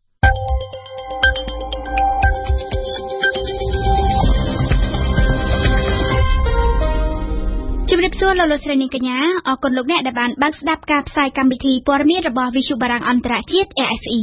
នៅពេលនេះម៉ោង 7 យប់កម្មវិធីព័ត៌មានដោយស៊ូងសុភារីប្រធានគណៈកម្មការសិទ្ធិមនុស្សថាវិស័យយុត្តិធម៌គួរពង្រឹងវិញដើម្បីស្ដារទំនុកចិត្តពលរដ្ឋកម្ពុជាគ្មានគម្រោងបើកច្រកទ្វារប្រាសាទព្រះវិហារពីខាងទឹកដីថៃរបាយការណ៍បង្ហាញថាចំនួនកុមារកំព្រានៅកម្ពុជាកើនឡើង 92% ក្នុងឆ្នាំ 2015 ធៀបនឹងឆ្នាំ 2014 ពលរដ្ឋអាមេរិកម្នាក់សារភាពពីសកម្មភាពចរកិច្ចនៅកូរ៉េខាងជើងប្រតិបត្តិការបង្ក្រាបភេរវកម្មនៅជាយក្រុងប៉ារីតុលាការទូគីបើកសវនាការកាត់ទោសអ្នកកាសែត 2 នាក់ពីបទចរកិច្ចនិងទម្លាយកិច្ចការសម្ងាត់រដ្ឋ RFI គណៈកម្មការទី1របស់រដ្ឋសភានៅថ្ងៃទី25មិនិនានេះបានកោះហៅរដ្ឋមន្ត្រីក្រសួងយុតិធម៌មកឆ្លើយបំភ្លឺស្ដីពីភាពមិនប្រក្រតីនៃការមិនអនុវត្តច្បាប់ក្នុងវិស័យយុតិធម៌នៅក្នុងកិច្ចប្រជុំដែលធ្វើឡើងអស់រយៈពេលប្រមាណជាង3ម៉ោងនេះគណៈកម្មការទី1របស់រដ្ឋសភាបានស្នើឲ្យវិស័យយុតិធម៌ត្រូវស្ដារទំនុកចិត្តរបស់ពលរដ្ឋឡើងវិញសុនមេសាជុនសេចក្តីរាយការណ៍លោកអេងឆៃអៀងប្រធានគណៈកម្មការទី1របស់រដ្ឋសភាបានអាងថាប្រព័ន្ធយុតិធម៌នៅកម្ពុជាគួរតែត្រូវពង្រឹងឡើងវិញដើម្បីស្ដារទំនុកចិត្តរបស់ប្រជាពលរដ្ឋព្រោះថាប្រព័ន្ធយុតិធម៌បច្ចុប្បន្នបានធ្វើឲ្យពលរដ្ឋខកចិត្តនិងធ្វើឲ្យពលរដ្ឋរងភាពអយុត្តិធម៌ជាច្រើនប្រធានគណៈកម្មការទី1របស់រដ្ឋសភាកូតាគណៈបក្សសង្គ្រោះជាតិបានសង្កត់ធ្ងន់ថា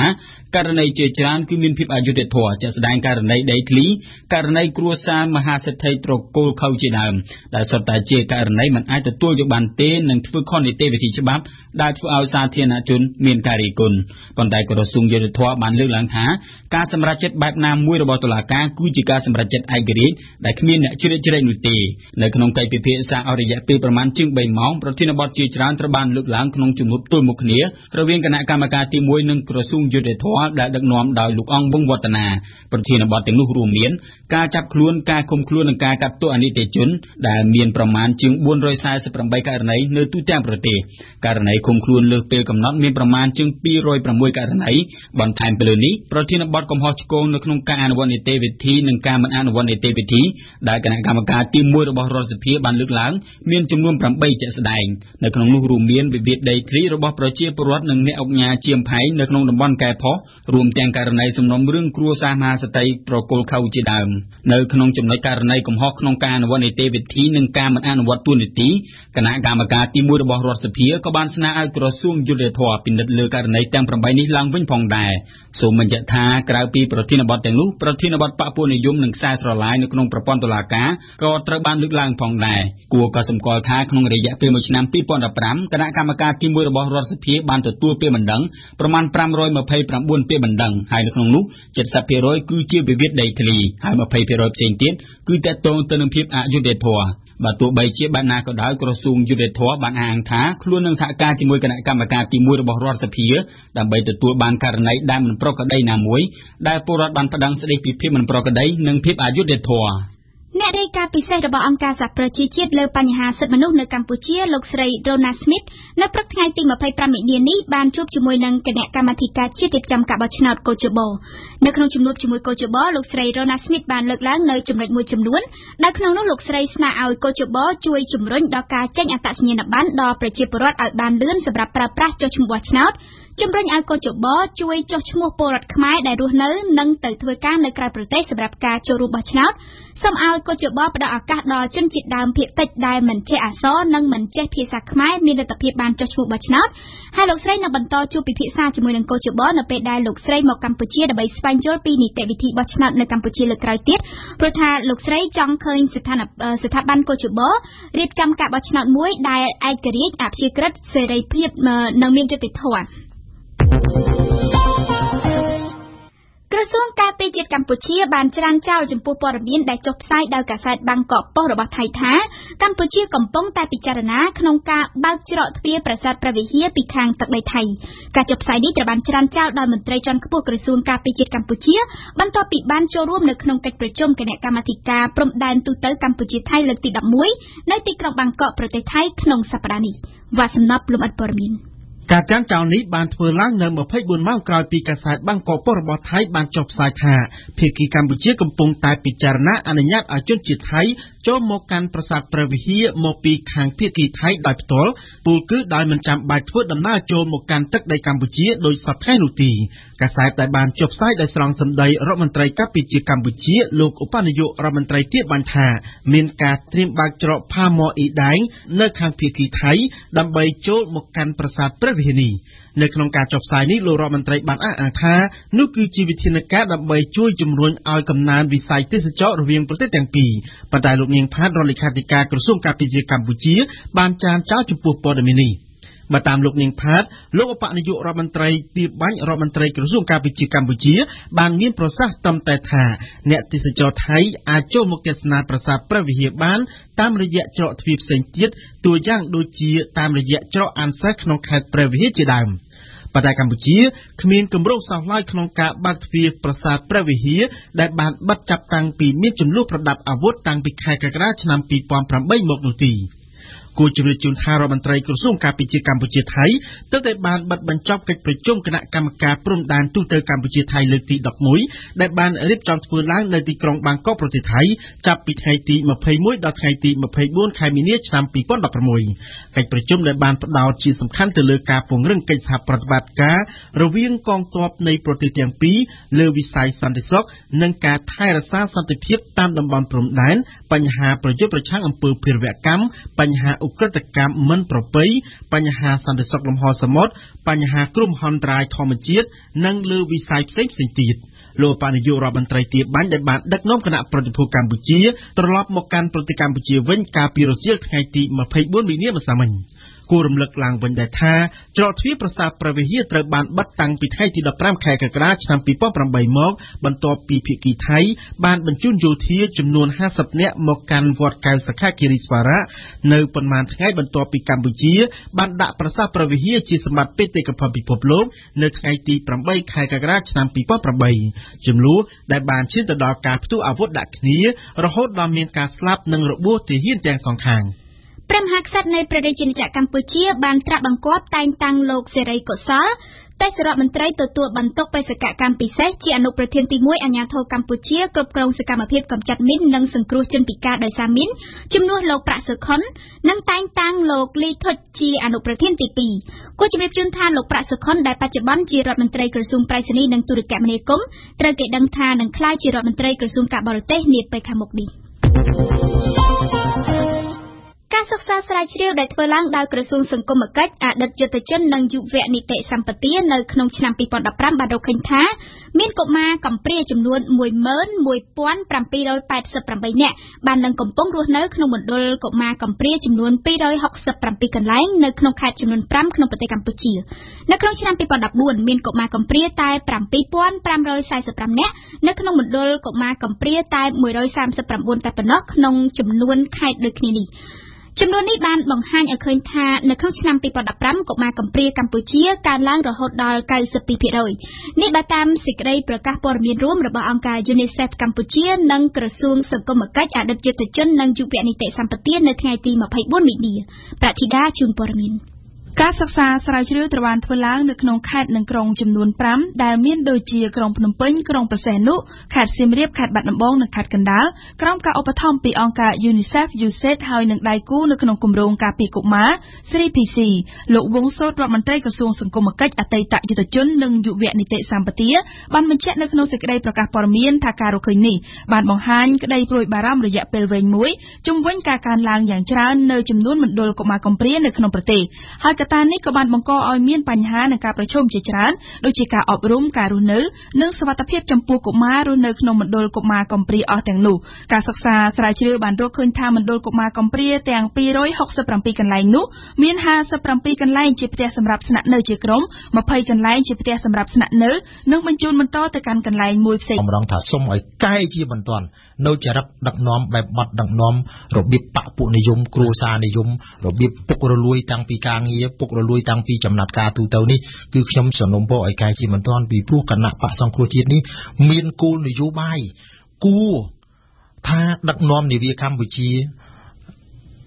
ធ្វើដំណើរទៅរកសុខសន្តិភាពបានក៏ប៉ុន្តែមានតែគោលនយោបាយតែអាអ្នកដឹកនាំនោះវាប្រព្រឹត្តអំពើផ្ដាច់ការវាប្រព្រឹត្តអំពើបពុនិយមគ្រួសារនិយមជាដដែលត្រង់នឹងហើយបានជាខ្ញុំនៅតែបកស្រាយជូនដល់សាធារណជនថាគណៈបកសង្គ្រោះជាតិបានធ្វើអំពើខុសឆ្គងមកលើជាតិច្រើនណាជាពិសេសដូចសម័យបាតកម្មឯងយើងឃើញហើយណានាំគេមកបាតកម្មស្លាប់រស់សង្គ្រោះជាតិធ្វើអំពើអ្វីដែលមិនល្អនឹងជាងរដ្ឋាភិបាលបច្ចុប្បន្នទៀតមែនទេបើយើងគិតមែនតែនថាខ្លាំងក្លាណានាំគេមកបាតកម្មណាគេឡើងដល់1លាននាក់យើងថាស្វែងរកការពិតអស់លោកខាងវិទ្យុបារាំងបានដឹងនេះតើសង្គ្រោះជាតិបានទៀមទារាប់ស្លឹកឆ្នោតឡើងវិញទេអត់ទេណាអត់បានទេស្វែងរកការពិតរាប់ស្លឹកឆ្នោតឡើងវិញក៏អត់បានកុំថាឡើយតែរាប់សូម្បីតែបង្កើតគណៈកម្មាធិការមួយដើម្បីស្វែងរកការពិតធ្លាប់ឮទេអត់មានសោះឡើយណែ មិនឥឡូវថាអញ្ចឹងក៏អញ្ចឹងចុះដល់ទៅពេលចូលសភាគេសួរថាជំរាបប្រាប់អ្នកណាខ្លះមេដឹកនាំសង្គ្រោះជាតិផទៀតថាខ្លួនបានសួរប្រជាពលរដ្ឋហើយបានខ្លួនចូលសភានេះជាអំពើបោកប្រាស់មួយធ្ងន់ធ្ងរណាស់បាទបណ្ដាយ៉ាងណាដែរលោកអុកស៊ុយតើលោករំពឹងថាគណៈបកថ្មីរបស់លោកនេះនឹងសង្ឃឹមថាទទួលបានការគ្រប់គ្រងពីប្រជាពលរដ្ឋខ្មែរនឹងទំហំប៉ុណ្ណាដែរគណៈបកខ្មែរដើម្បីខ្មែរនឹងមានយុទ្ធសាស្ត្រនឹងគោលដៅប្រកបវិជាណាគឺនឹងទាមទារខិតខំធ្វើយ៉ាងណាឲ្យសកម្មភាពនយោបាយរបស់គណៈបកខ្មែរដើម្បីខ្មែរឲ្យទទួលបានអាសនៈយ៉ាងហោចណាស់50+1បាទអរគុណលោកអុកស៊ុយដោយសារយើងអស់ពេលហើយខ្ញុំសូមអរគុណលោកដែលបានយល់ព្រមផ្ដល់បទសម្ភាសន៍នៅក្នុងនាមជាប្រចាំថ្ងៃរបស់យើងនៅរាត្រីនេះខ្ញុំសូមបញ្ជាក់លោកនាងអ្នកស្ដាប់ថាលោកអុកស៊ុយគឺជាអតីតអគ្គលេខាធិការគណៈបកសមុខឃ្មុំសង្គមប្រជាធិបតេយ្យនិងជាបច្ចុប្បន្នជាប្រធានគណៈបកខ្មែរដើម្បីខ្មែរដែលទើបតែប្រកាសបង្កើតជាផ្លូវការនៅថ្ងៃនេះខ្ញុំសូមអរគុណសូមជម្រាបលាលោកបាទសូមអរគុណសូមជម្រាបលាលោកសំណប់បទយកកាបច្ចុប្បន្នអ្នកចម្រៀងចំនួនក្រោយតែបានគេសង្កេតឃើញថាមានសមត្ថភាពមានចំណេះដឹងខ្ពស់អ្នកខ្លះថែមទាំងអាចនិពន្ធទំនុកច្រៀងនិងទំនុកភ្លេងខ្លួនឯងបានទៀតផងមកម៉ាណិតគឺជាអ្នកចម្រៀងម្នាក់ទៀតដែលមានសមត្ថភាពនិពន្ធទំនុកច្រៀងនិងទំនុកភ្លេងដោយខ្លួនឯងលើពីនេះម៉ាណិតថែមទាំងមានសមត្ថភាពនិងទេពកោសល្យនិពន្ធរឿងប្រឡំលោកបានថែមទៀតផងម៉ាណិតថាខ្លួននិពន្ធសៀវភៅដើម្បីរួមចំណែកជំរុញការអាននិងការតែងនិពន្ធនៅកម្ពុជា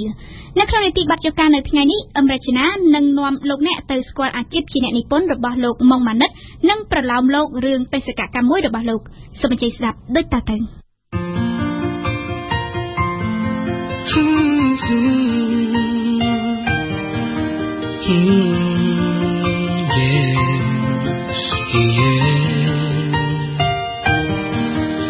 មិនដែលធ្លាប់គិតថាវាគឺជាស្នេហាចំចាប់ផ្ដើមធម្មតាជាមិត្តនឹងអូនខ្ញុំបាទឈ្មោះពិតឈ្មោះម៉ុងម៉ាណិតបាទដោយនៅក្នុងជាអាជីពតារាចម្រៀងប្រជាជនខ្មែរភាគច្រើនក៏តែងតែស្គាល់ខ្ញុំតាមរយៈឈ្មោះថាម៉ាណិតកតុយនឹងទេបាទហើយឆ្នាំនេះខ្ញុំអាយុ21ឆ្នាំហើយខ្ញុំបាទប្រកបអាជីពជាតារាចម្រៀងអ្នកនិពន្ធបទភ្លេងនិងទំនុកច្រៀងនៅក្នុងក្រុមហ៊ុនហងមាសបាទលោកនៅតាបានលើហើយការណែនាំខ្លួនរបស់លោកម៉ុងម៉ាណិតដែលចាប់ពីពេលនេះតទៅនាងខ្ញុំសូមហៅលោកដោយខ្លីថាម៉ាណិតជាអ្នកនិពន្ធទំនុកភ្លេងជាអ្នកនិពន្ធទំនុកច្រៀងនិងជាតារាចម្រៀងប៉ុន្តែថ្ងៃនេះយើងមិនជជែកអំពីអាជីពទាំង3នេះទេយើងនឹងជជែកពីអាជីពទី4អាជីពជាអ្នកនិពន្ធប្រឡំលោករឿងបេសកកម្មមួយដែលម៉ាណិតបាននិពន្ធបោះពុំនិងដាក់លក់កាលពីពេលថ្មីៗ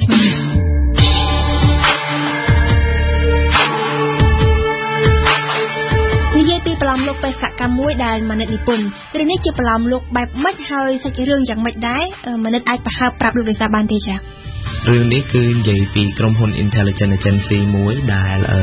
ផ្ដល់សម្ភារៈទំនើបនិងអ្នកស៊ើបការសម្ងាត់ជំនាញបំផុតនៅក្នុងប្រទេសដោយសារខាងក្រុមហ៊ុន Max Intelligence Agency នឹងជាអ្នកដែលធ្វើការជិតស្និទ្ធជាមួយខាងក្រមរាជរដ្ឋាភិបាលអញ្ចឹងទៅរាជរដ្ឋាភិបាលផ្ដល់ដំណឹងថាឥឡូវហ្នឹងនៅក្នុងប្រទេសមានអ្នកបង្កើតនិងផលិតអាវុធនុយក្លេអ៊ែរទ្រង់ទ្រាយធំមួយដែលកំពុងតែចរចាត្រូវថ្លៃគ្នាជាមួយនឹងក្រុមភេរវករដែលចង់បំផ្ទុះទីក្រុងដោយសារគេអត់អាចរកតម្រុយពីកន្លែងដែលលាក់ទុកអាវុធនុយក្លេអ៊ែរហ្នឹងទើបគេបញ្ជូនឲ្យតួស្រីដែលគាត់ជា spy វ័យក្មេងម្នាក់ហ្នឹង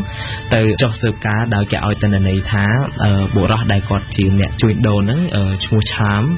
ដោយសារតែគាត់មានទ្រព្យសម្បត្តិច្រើនពួកគាត់ទៅជាបង្កើតនៅអាវុធនុយក្លេអ៊ែរ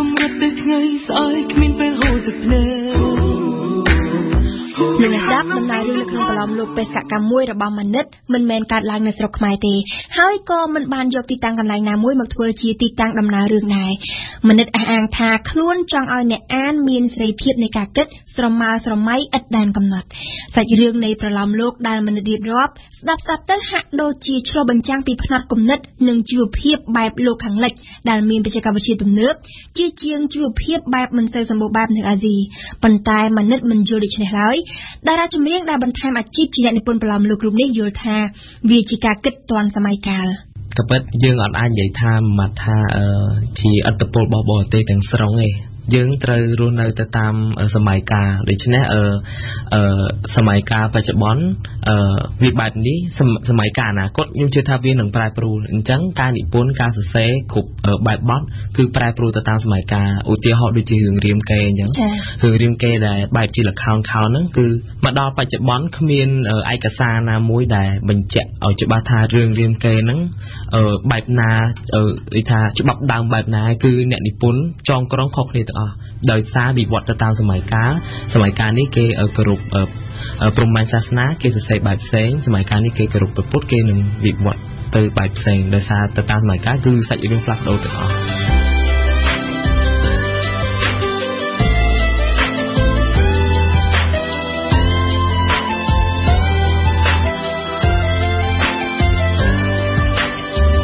ចំណាយពេលមួយឆ្នាំកន្លះទម្រាំបញ្ចប់ការតែងនិពន្ធរហូតមកទល់ពេលនេះសៀវភៅប្រឡោមលោកបេសកកម្មមួយរបស់ម៉ាណិតបានបោះពុម្ពនិងចេញលក់រួចហើយប៉ុន្តែទម្រាំបានសមិទ្ធផលដូច្នេះម៉ាណិតបានរំលឹកថាខ្លួនជួបការលំបាកខ្លាំងណាស់ពេលដែលខ្ញុំនិយាយថាខ្ញុំធ្វើសៀវភៅគឺជួនកាលគេអត់ហ៊ានមាត់ទេគេស្ដាប់យើងប៉ុន្តែនៅក្នុងចិត្តខ្ញុំជឿថាគេគិតថាពីណានៅអានសៀវភៅពីបច្ចុប្បន្ននេះចង់អានចុចទៅទូរស័ព្ទក៏អានបានដែរពីព្រោះដូចនៅលើបណ្ដាញសង្គម website ព័ត៌មានផ្សេងៗគឺគេអានបានណាមួយយើងក្មេងផងដល់ចឹងទៅគេកាន់តែអត់សូវទុកចិត្តបាទគេអត់សូវហ៊ានបោះទុនមកលើយើងដោយសារគេអត់ដឹងថាតើយើងលុះប៉ុណ្ណាដោយសារវាជាលើកដំបូងយើងអត់មានភ័ស្តុតាងបញ្ជាក់ថាអូខ្ញុំធ្លាប់ធ្វើបានដល់ប៉ុណ្ណេះអញ្ចឹងទៅខ្ញុំជឿថាបើសិនជាខ្ញុំជាពួកគាត់ក៏ខ្ញុំប្រហែលជាធ្វើដូចគាត់ដែរដោយសារការដែលយើងបោះទុនទៅលើអីមួយយើងអាចចេះតែបោះទុនហើយដោយមិនរំពឹងថាផលវិជ្ជមានបានមកច្រើនជាងអវិជ្ជមានទេបាទម៉ាណិតបានរៀបរាប់ប្រាប់នាងជាបន្តថាខ្លួនបានស្វែងរកការឧបត្ថម្ភគាំទ្រពីក្រុមហ៊ុននិងស្ថាប័នជាច្រើនប៉ុន្តែភាគច្រើនលើសលប់ក្រុមហ៊ុនដែលម៉ាណិតទៅជួបនោះមិនបានផ្ដល់ការគាំទ្រសោះឡើយលើកលែងតែក្រុមហ៊ុនមួយរោងភាពយន្តលីចិនគឺពួកគាត់ចាប់ផ្ដើមស្ដាប់ខ្ញុំអំពីគម្រោងលំអិតពួកគាត់បានស្នើធ្វើជាអ្នកឧបត្ថម្ភផ្ដាច់មុខដោយមាន logo នៅគ្រប់សៀវភៅដោយផ្ដល់នៅជំនួយយ៉ាងពេញលេញហើយពួកគាត់ជួយយើងដិតដល់មែនតើដល់ពេលហើយខ្ញុំរំភើបមែនតើដោយសារកន្លងមកពេលដែលជិតដល់ថ្ងៃប្រហែលជាខែ2ខ្ញុំថាខ្ញុំជប់ធ្វើអាហ្នឹងហើយដោយសារខ្ញុំ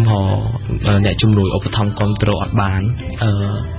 ម៉ាណិតជឿថាសៀវភៅប្រឡោមលោករបស់ខ្លួនមិនមែនល្អឥតខ្ចោះទេមិនមែនចម្លែកប្លែកអស្ចារ្យជាងរឿងប្រឡោមលោកខ្មែរផ្សេងទៀតដែលមានលក់នៅលើទីផ្សារសប្តាហ៍ថ្ងៃដែរប៉ុន្តែម៉ាណិតជឿថាយ៉ាងហោចណាស់ប្រឡោមលោកមួយក្បាលនេះនឹងអាចរួមចំណែកជួយលើកកម្ពស់ការអាននិងជាពិសេសផ្ដល់ការលើកទឹកចិត្តដល់អ្នកនិពន្ធវ័យក្មេងដទៃទៀតកុំឲ្យបោះបង់ក្តីស្រមៃក្នុងការតែងនិពន្ធរបស់ខ្លួន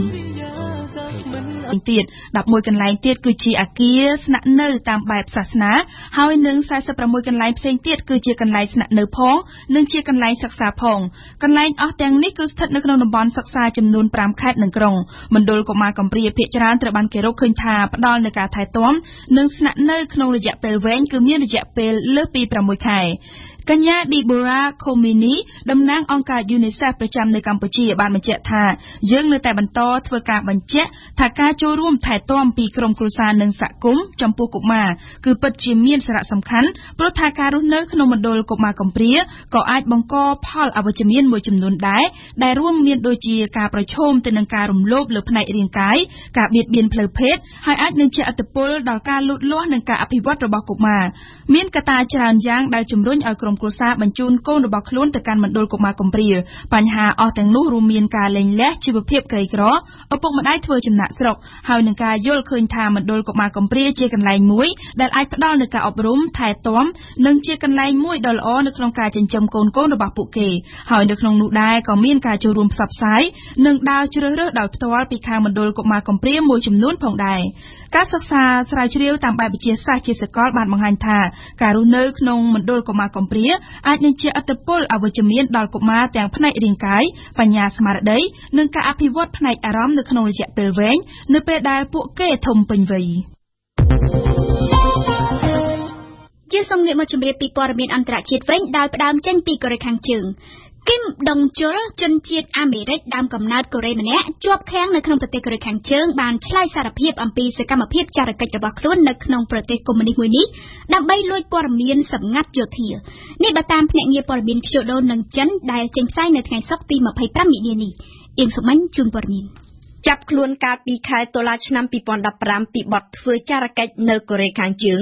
គឹមដុងជុលអាយុ62ឆ្នាំបានអះអាងថាមានសញ្ជាតិអាមេរិកនិងធ្លាប់រស់នៅរដ្ឋ Virginia និងមានភារៈមកស៊ើបរកព័ត៌មានទាក់ទងនឹងការសម្ងាត់យោធារបស់កូរ៉េខាងជើងនៅក្នុងបទសម្ភាសន៍ជាមួយនឹងប្រព័ន្ធឃោសនាដែលរៀបចំឡើងដោយក្រុងព្យុងយ៉ាង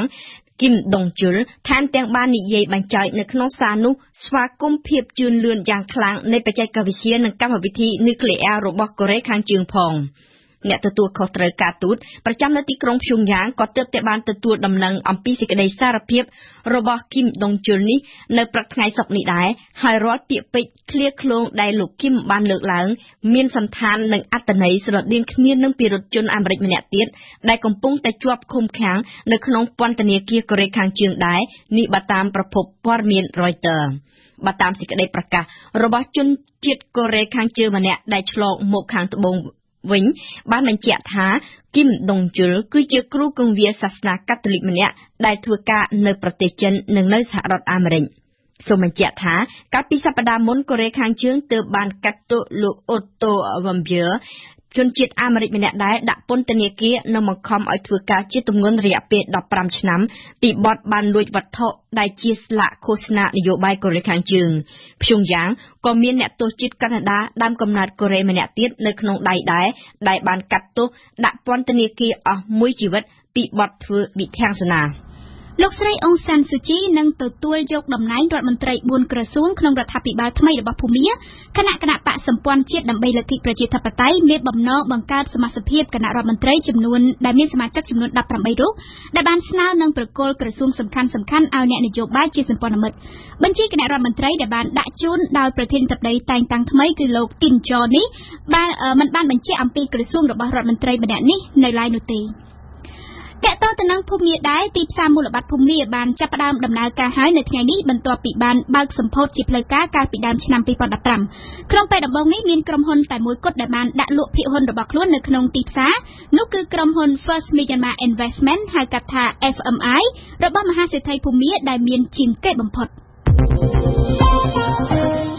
កាលពីយប់ថ្ងៃទី24មិនិនានៅជ័យក្រុងប៉ារីភាគខាងជើងនគរបាលប្រឆាំងភេរវកម្មបារាំងបានចុះឃាត់ខ្លួនមនុស្សម្នាក់ដែលគេសង្ស័យថាជាមេខ្លោងម្នាក់ដ៏សំខាន់ក្នុងបណ្ដាញភេរវកម្មអ៊ីស្លាមជ្រុលនិយមតាមការផ្ដល់ព័ត៌មានជាបឋមនេះជននេះគឺមានចំណែកពាក់ព័ន្ធជាមួយនឹងការធ្វើភេរវកម្មនៅប៉ារីកាលពីថ្ងៃទី13វិច្ឆិកាឆ្នាំ2015បន្ទាប់ពីបានរឹបអូសយកវត្ថុតាងមានដូចជាអាវុធនិងគ្រាប់រំសេវមួយចំនួនធំក្នុងពេលចាប់ខ្លួននោះគឺនគរបាលបារាំងបានសន្និដ្ឋានថាជននេះកំពុងតែរៀបគម្រោងធ្វើភេរវកម្មថ្មីមួយទៀតនៅទីក្រុងប៉ារីបន្តិចទៀតយើងនឹងវិលមកលម្អិតពីព័ត៌មាននេះជាមួយនឹងមុំពិសេសនៅក្នុងនីតិព្រឹត្តិការណ៍អន្តរជាតិប្រចាំថ្ងៃក្នុងនោះផងដែរនៅប្រទេសបែលហ្សិកក៏មានការចាប់ខ្លួនមនុស្ស6នាក់ជាបន្តបន្ទាប់នៅទីក្រុងព្រុចសែលបន្ទាប់ពីមានការបំផ្ទុះគ្រាប់បែកអត្តឃាតនៅក្នុងរដ្ឋធានីនៃប្រទេសបែលហ្សិកកាលពីថ្ងៃទី22មិនិនាដែលបានសម្លាប់មនុស្ស31នាក់ហើយជុំវិញបញ្ហានេះលោក John Kerry រដ្ឋមន្ត្រីការបរទេសអាមេរិកបានទៅដល់ទីក្រុង Brussels ហើយនៅថ្ងៃសុក្រនេះដើម្បីផ្ដល់ការគាំទ្រទៅដល់ប្រជាជនដែលរងគ្រោះនៅ Belgium បន្ទាប់ពីការវាយប្រហារដែលត្រូវបានអះអាងថាជាស្នាដៃរបស់ក្រុមអង្គការរដ្ឋអ៊ីស្លាមការវាយប្រហារដោយគ្រាប់បែកអត្តឃាតកាលពីថ្ងៃទី22មិនិនានោះបានសម្លាប់មនុស្ស31នាក់និងធ្វើឲ្យមនុស្ស300នាក់ផ្សេងទៀតរងរបួសមកដល់ទីក្រុង Brussels ភ្លាមលោក Kerry បានសរសេរនៅលើបណ្ដាញ Twitter របស់លោកថាលោកមកកាន់ទីនេះគឺដើម្បីផ្ដល់ការគាំទ្រដោយស្មោះអស់ពីចិត្តដល់ Basic ប្រឆាំងទៅនឹងអំពើយំខ្នងតកតងទៅនឹងប្រទេសទូគីវិញនៅថ្ងៃសុក្រទី25មិនិនានេះតុលាការទូគីបានបើកសវនាការកាត់ទោសអ្នកកាសែតរបស់សារព័ត៌មានប្រឆាំង2នាក់ចាប់ខ្លួនបានពីបទចារកិច្ចនិងប៉ុនប៉ងធ្វើរដ្ឋប្រហារកាន់ដុនដានិងអេដេមហ្គូលបានសរសេរកាលពីឆ្នាំ2014ផ្សព្វផ្សាយព័ត៌មានដ៏រសើបតកតងទៅនឹងសកម្មភាពរបស់រដ្ឋាភិបាលអ៊ីនសុបាញ់លំអិតបន្ថែមសំណុំរឿងកាត់ក្តីអ្នកកាសែត2រូបនេះបានក្លាយជានិមិត្តរូបនៃការរឹតបន្តឹងដាក់គំនាបបន្ថែមលើអ្នកសារព័ត៌មានពីសំណាក់អ្នកកាន់អំណាចក្នុងបទចោទប្រកាន់ចារកិច្ចលួចទម្លាយការសម្ងាត់រដ្ឋ ប៉ុនប៉ងធ្វើរដ្ឋប្រហារនិងផ្ដល់ជំនួយដល់អង្គការភេរវនិយមអ្នកកាសែតទាំងពីរអាចនឹងត្រូវទទួលទោសជាប់ពន្ធនាគារអស់មួយជីវិតមិនតែប៉ុណ្ណោះសវនាការនេះបានចាប់ផ្ដើមឡើងចំពេលដែលមានការបង្ក្រាបយ៉ាងតឹងតែងទៅលើប្រព័ន្ធឃោសនាព័ត៌មានបណ្ដេញអ្នកកាសែតបរទេសចេញពីប្រទេសនិងដាក់កាសែតមួយឈ្មោះថា Zaman ឲ្យស្ថិតនៅក្រោមការត្រួតពិនិត្យរបស់រដ្ឋាភិបាលទៀតកាលពីដើមឆ្នាំ2014អ្នកកាសែតទាំងពីរបានចុះផ្សាយនៅក្នុងទំព័រសារព័ត៌មានឃុំហូរីយ៉េតថាមានរថយន្តកាមីយ៉ុងជាច្រើនរបស់ភ្នាក់ងារសម្ងាត់ទូគីបានដឹកអាវុធជាច្រើនទៅឲ្យពួកឧទាមអ៊ីស្លាមជ្រុលនិយមនៅស៊ីរីនៅពេលនោះប្រធានាធិបតីទូគីបានប្រកាសភ្លាមថាជនផ្សាយព័ត៌មាននេះនឹងត្រូវទទួលទោសយ៉ាងធ្ងន់ធ្ងរនិងបានដាក់ពាក្យបណ្ដឹងភ្លាមជាលក្ខណៈបុគ្គលប្រឆាំងនឹងនាយកការិយាល័យនិពន្ធរបស់កាសែតលោកប្រធានាធិបតីថែមទាំងបានសម្លុតចង់រំសាយស្ថាប័នតុលាការធម្មនុញ្ញទៀតនៅពេលឃើញតុលាការចង់ផ្ដល់សេរីភាពដល់អ្នកកាសែតទាំងពីរនេះក្រោយពីចប់រយៈពេលឃុំឃាំងបណ្ដោះអាសន្នជានាយកនិពន្ធរបស់កាសែតតាំងពីឆ្នាំ2013មកកាន់ដងដានៅតែបន្តសរសេរទៀតបើទោះបីជាស្ថិតនៅក្នុងពន្ធនាគារក៏ដោយនិងក្នុងទស្សនៈដដែលគឺប្រឆាំងនឹងរដ្ឋាភិបាលទូគីផងប្រឆាំងនឹងសហភាពអឺរ៉ុបផងដែលបណ្ដាលឲ្យក្រុងអង្ការ៉ាដើរខុសគន្លងប្រជាធិបតេយ្យលោកបានចាត់ទុកសវនាការនៅថ្ងៃនេះគឺជាការផ្សព្វផ្សាយនយោបាយការបរទេសរបស់លោកសៀវភៅមួយដែលលាតត្រដាងភ័ស្តុតាងបញ្ជាក់អំពីអ្វីដែលលោកបានសរសេរនៅក្នុងទំព័រកាសែតនិងដែលលោកនាំលោកចូលពន្ធនាគារនេះនឹងត្រូវចេញផ្សាយនៅក្នុងថ្ងៃសុក្រនេះដែរ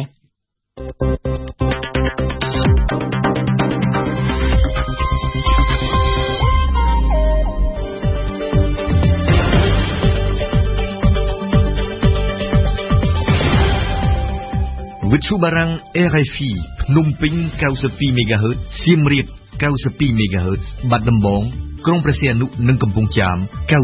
94.5 MHz